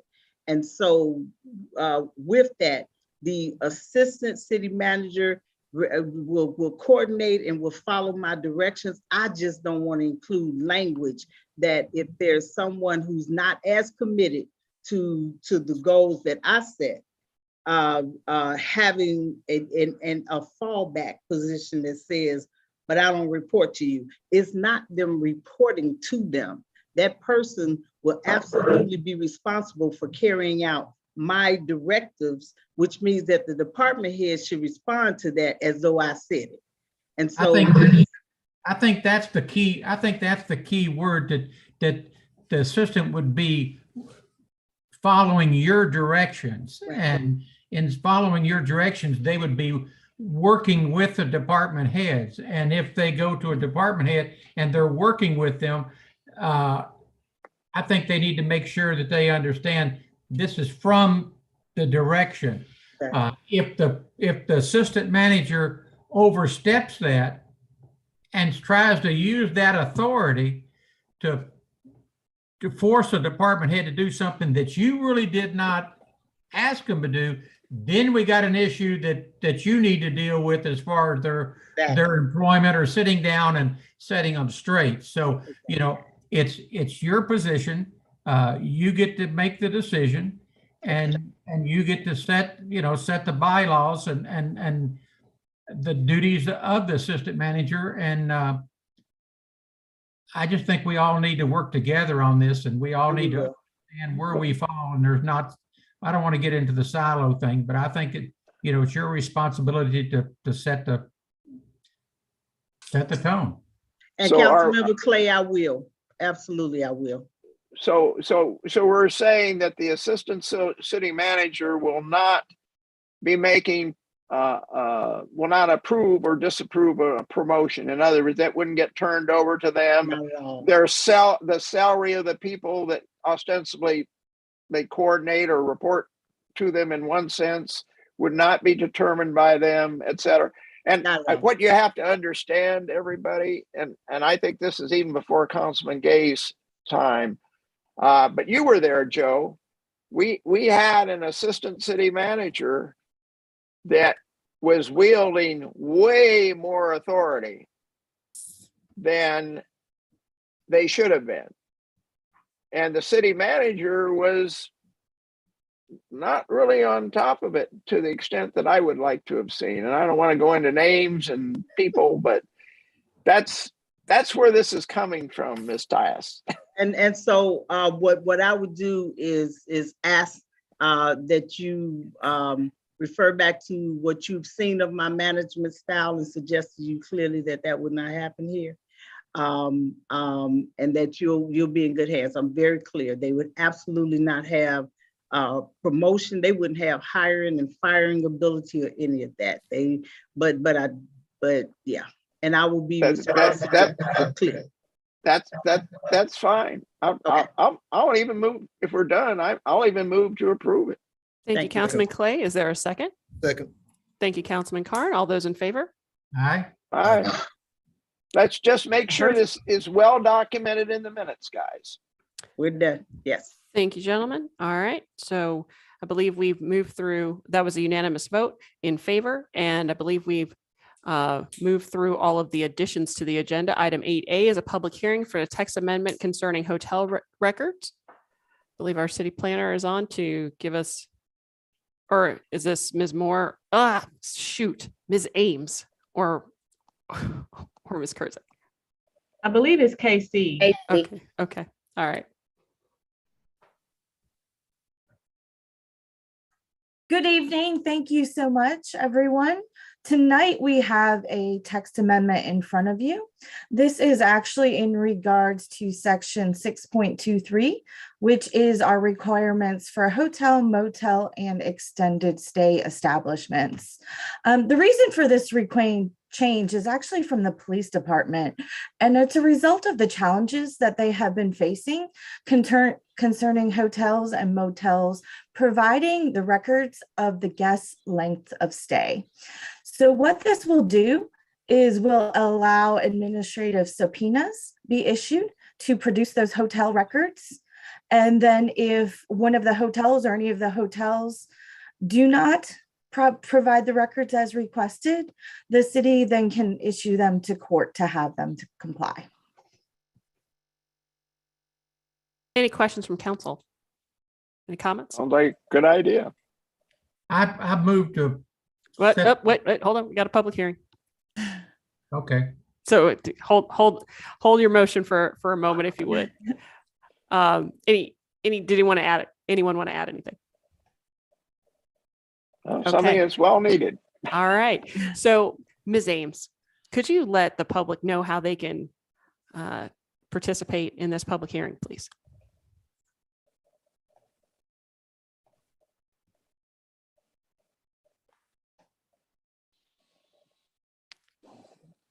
Ms. Ames? I'm sorry, I was trying, I don't know. Okay, I'm here. Okay, they can visit www.collegeparkga.com. At the top of the webpage in the green, you're going to click on government, scroll down to council meetings. Once you're on that page, the link for the meeting is in the middle of the page under public notice. Click the link to access this meeting. Once you're in this meeting, raise your hand to be acknowledged and you can leave your public hearing remark. Thank you, ma'am. Welcome. All right. At this time, I will declare the public hearing open. And we'll give people a few moments to log on and participate if they so choose.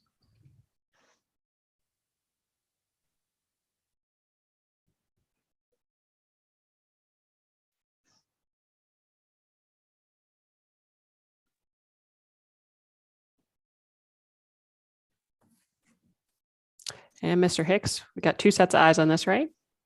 Absolutely. All right. Not seeing any hands up yet. Not seeing any new attendees on this particular issue either. We'll give it another minute or 2 here just to make sure folks have ample opportunity.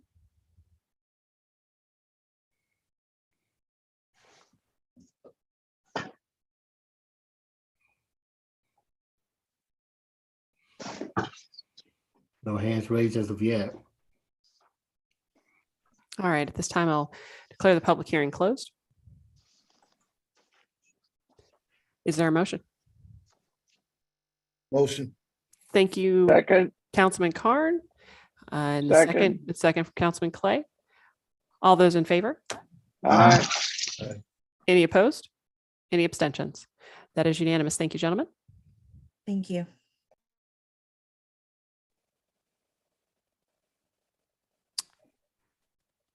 I don't think so. Is it? Isn't that from? Okay, that was from the last meeting, right? Okay. I appreciate the team testing me though. I remember that we handled that 2 weeks ago. All right. I don't believe we Can I have. just make a comment real quick that It- you know, in I would regard to. it's it's in regard to the last public hearing we just had. Oh, yes, sir. Go right ahead. I'd like for us to take a look at the apartments as well and look at possibility of holding the owners responsible and how we can get in touch with them as well. Absolutely. And I guess I could handle that on my comments, but I thought it's a good time to bring that up. So. All right. Okay. We don't have any unfinished business. I believe the next item would be new business, and we've handled all of that. City attorney's report. Nothing, Madam Mayor. All right. City manager's report. Other than welcoming our new city manager, Ms. Darnetta Tyus, I think that is report worthy. Ms. Tyus, her first day is today, and so Ms. Miller is handing off the reins. So we want to thank Ms. Miller for all of her efforts the last year plus, and welcome Ms. Tyus to the great city of College Park. Thank you. Glad to be here. And I'd like to give a special thanks to Mercedes as well. I couldn't have imagined a smoother transition from an interim, and I appreciate your support. And the truth is, you aren't going anywhere. So there you go. Ms. Tyus, do you want to, I was going to say, do you want to take an opportunity to tell everyone a little bit about yourself? Sure. A good evening. Again, I'm Darnetta Tyus, the new city manager for the city of College Park. I'm so excited to be here. I have spent quite a bit of time getting to know the council and getting to know the staff.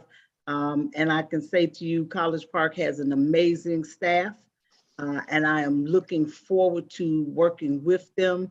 And I must say to the mayor and the council, I appreciate you all for, first of all, your confidence in hiring me, but the support that you have to a person shown as I have tried to get settled into this new role.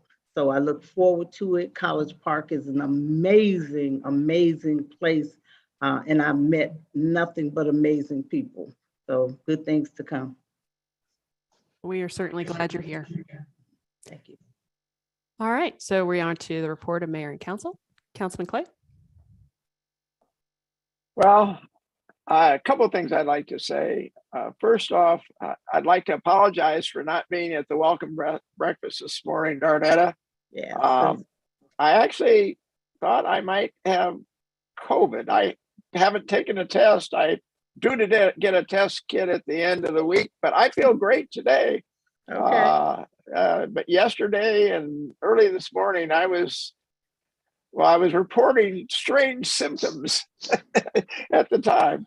So, but I'd like to welcome you. And I'd like to say that in all the time I've been on council, 14 years, and Joe has been here quite a bit in the past,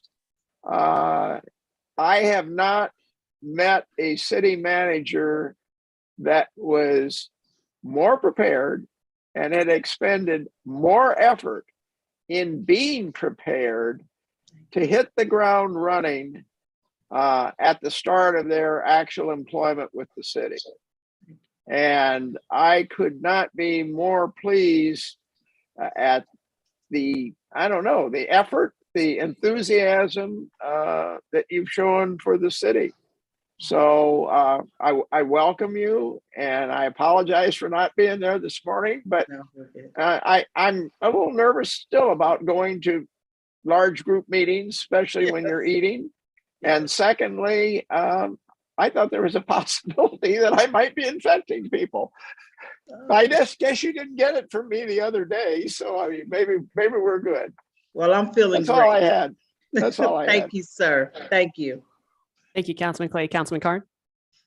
Thank you. I want to follow up with that. Welcome, Ms. Tyus. We are so glad to have you here. I said to myself, I can breathe a big sigh of relief. I feel really good and positive about you coming on board here. You know, I expect the bar to be raised significantly in this city, Ms. Tyus. I'm going to say it again. I expect this bar to be raised significantly here. And that means everybody's not going to like some of the changes that you come in and make.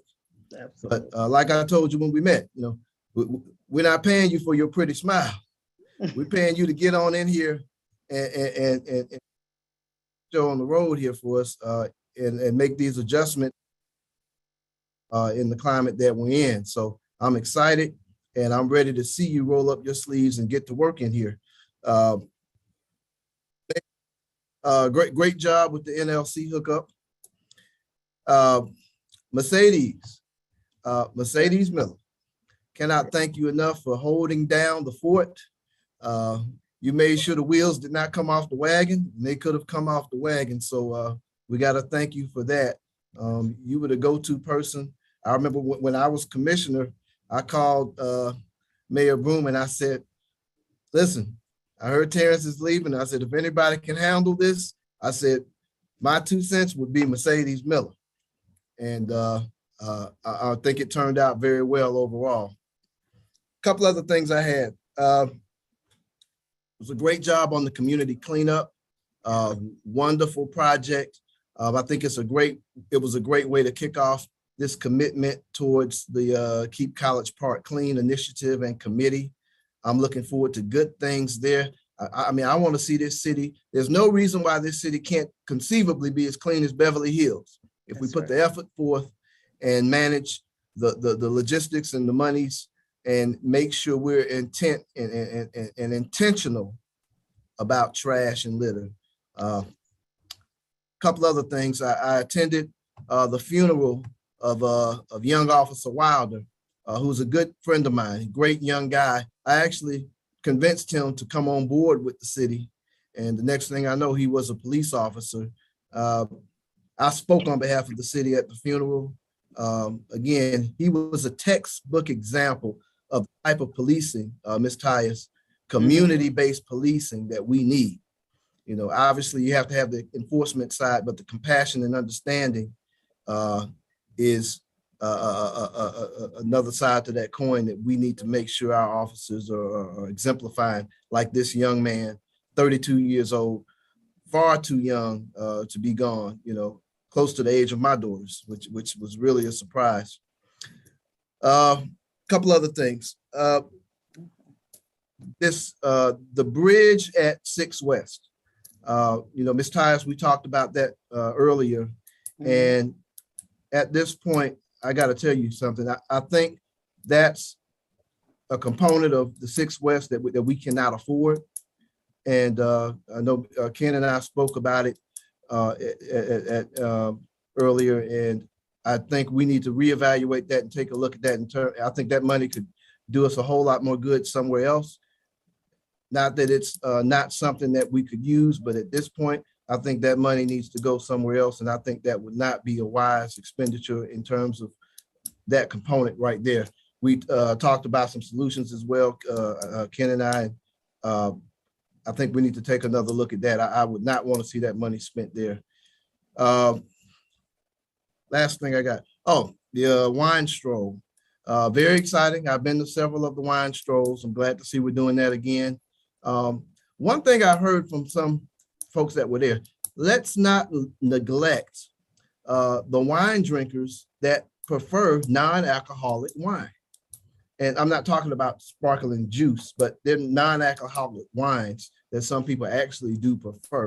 So whoever's doing that, make sure you get a couple of bottles for all residents so that they can enjoy themselves as well. I think that's all I got here. Artie, I like to, I know we're meeting tomorrow about the apartment complex.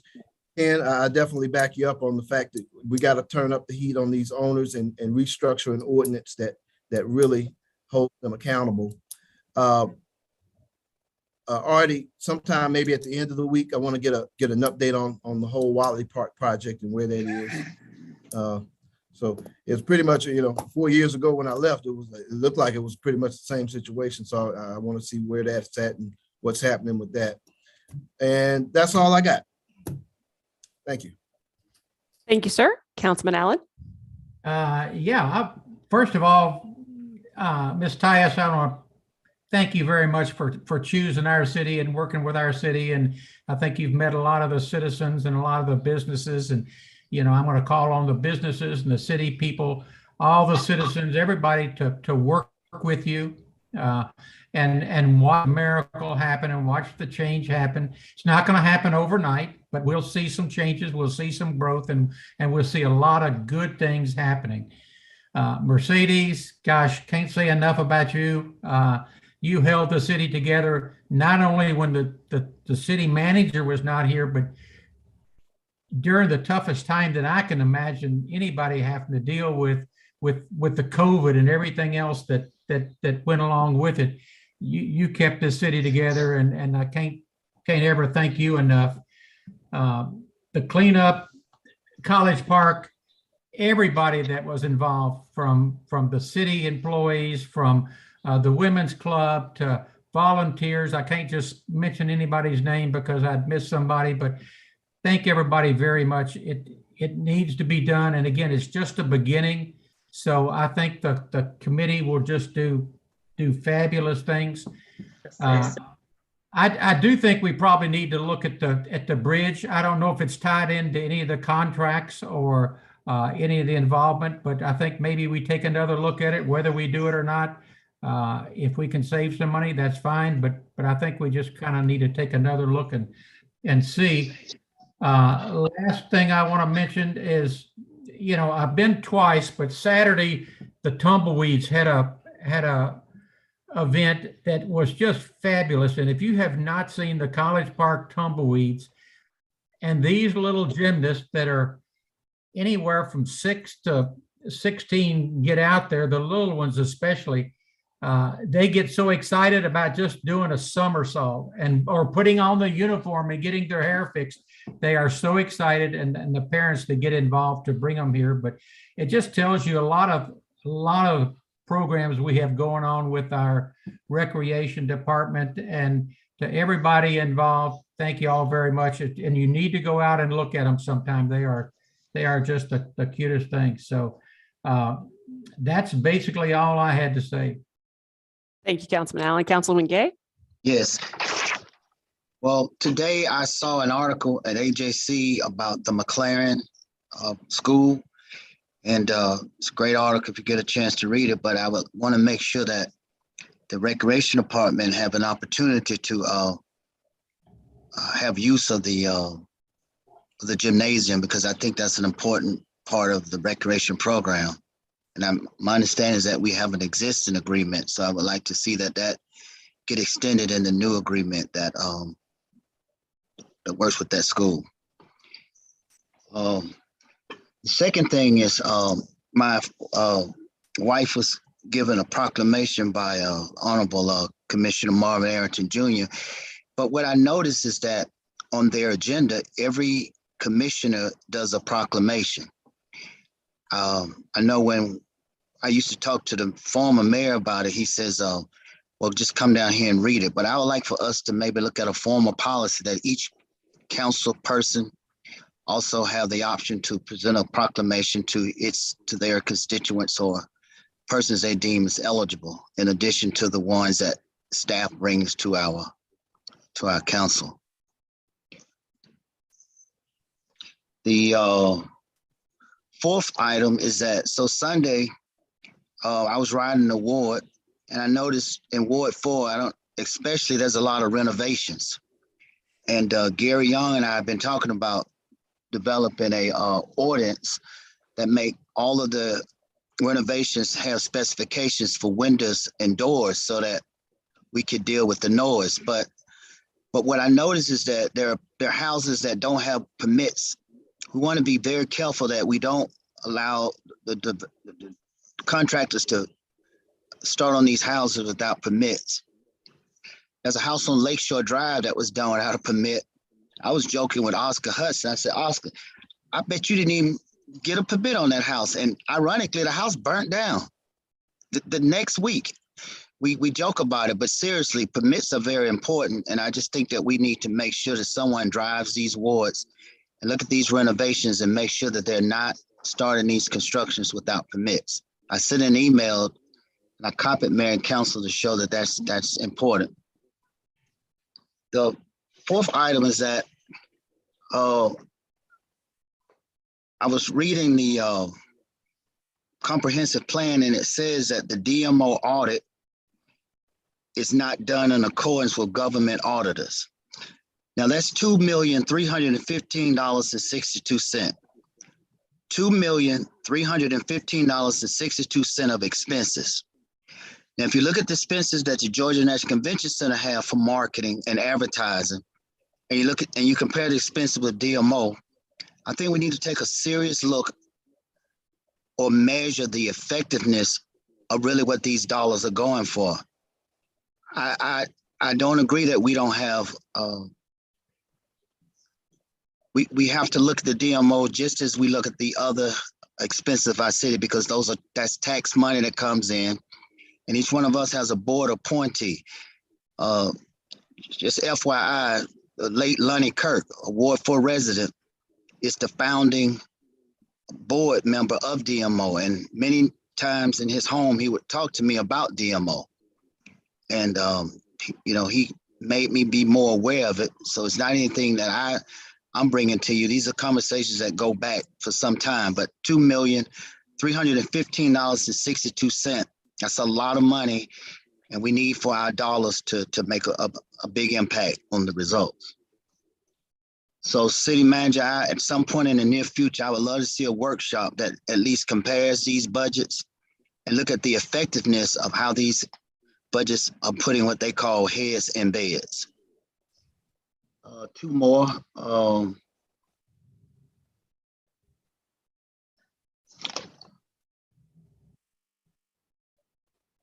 think I've just about covered them all. Generally write them down. Look, the council minutes is the only time we really get to kind of say a few things. I love how Councilman Clay always tells us he relates his experiences as a electrical engineer. I'm sorry. Are you electrical engineer or civil? But are you electrical? Electrical. From Electrical. MIT. And every time I hear MIT, I think about how fortunate I had Councilman Ambrose Clay. But, and I'll be quick, but every time we get in a new group, we always play a game.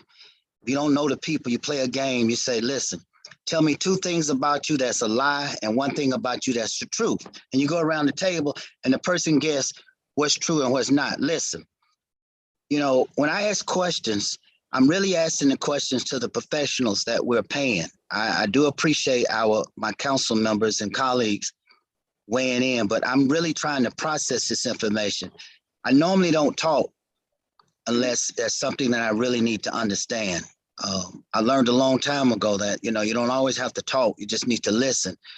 But, 30 years ago, I was a millionaire 30 years ago. I'm 62 now. Some of the things we're talking about, I was actually doing them 30 years ago. You know, I was getting master's degree in 1994. You know, I have a legacy of children that are outstanding. So I guess what I'm trying to say is that I'm not asking questions to impress anyone. I'm trying to bring value to our organization, as Ambrose called it. So just keep that in mind, that when I ask questions, I'm really trying to get the professionals that we're paying to answer the questions. So when I talk about DMO, you know, I can read and I can go to the state and I can read all that language. But these questions are important to me and they're important to the constituents. Someone sent me a text tonight and it says, always remember 67% of your voters supported you. They need you there. They put you there. 67% of your voters want you there speaking for them. And so that's all I have. Thank you, sir. I'm going to echo the sentiments of everyone else to welcome Ms. Tyus to the great city of College Park. We are so happy to have you and look forward to working with you as we continue to build the community that we deserve. Want to thank the Women's Club and especially our outstanding public works crew for supporting our cleanup. And I want to give a personal thank you to my cleanup partner, Chief Wade Elmore. I think we made a dent at the off ramp at Old National, and Chief couldn't have done it without you. And I just appreciated and had a good time with everyone, and it was just a really great community building event. My next one-on-ones will be on March 29th from 1 to 5. So feel free to give our office a call or email Lisa Swan, lswan@collegeparkga.com if you'd like to have the opportunity to sit down and chat with me. Look forward to those discussions every month. And so feel free to reserve your slot starting tomorrow morning. Park Lane Elementary is doing a vaccine drive. There we go. And it is on Saturday, February 26th from 9 to 1.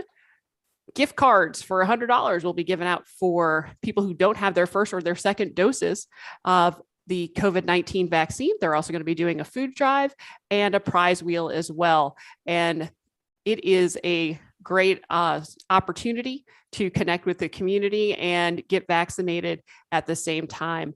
Park Lane is doing some great things in our community, and a number of our kids in College Park, even though the school is in East Point, a number of our kids are zoned there, and they're doing some really great work. Had an opportunity to go to the open house a couple of weeks ago. And I want to thank everyone at Park Lane for your hospitality and look forward to returning. The Department of Community Affairs has mortgage and utility assistance available. We have posted on our website a video from our Congressman David Scott detailing the information. You can go to dca.ga.gov. Also, Fulton County has received additional money as well. So you can check out fultoncountyga.gov. I'm speaking really fast here, fultoncountyga.gov for COVID-19 related mortgage and utility assistance from both of those entities. This is our last Zoom meeting. We are returning in person at our next meeting in March, and we look forward to that. And just want to let you know that we will see you in chambers in 2 weeks. And I was not aware of these updated graphics. So who's responsible for these? These are great. Okay. Ms. Ames, they're great.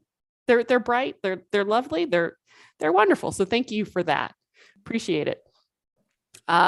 If you need COVID test kits, Fulton County is handing them out at libraries and health centers across the county, including the ones here in our city. So just walk on up, get them while supplies last, and take advantage of that opportunity.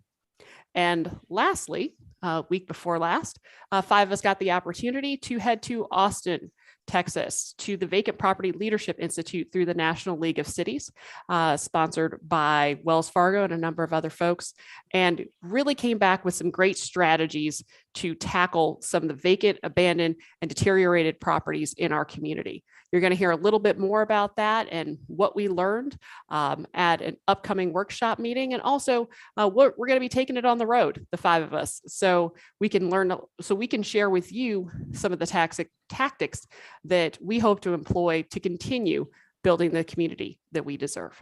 So I think we have a little bit more to discuss in terms of real estate. So at this point, I'll take a motion to enter into executive session for the purposes of real estate.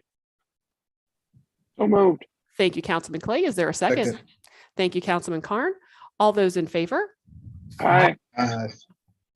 I believe that was all 4 of you gentlemen, so that is unanimous. So I'll see you on the executive session link, and we will wrap up that discussion and return here to close out the meeting shortly. Thank you.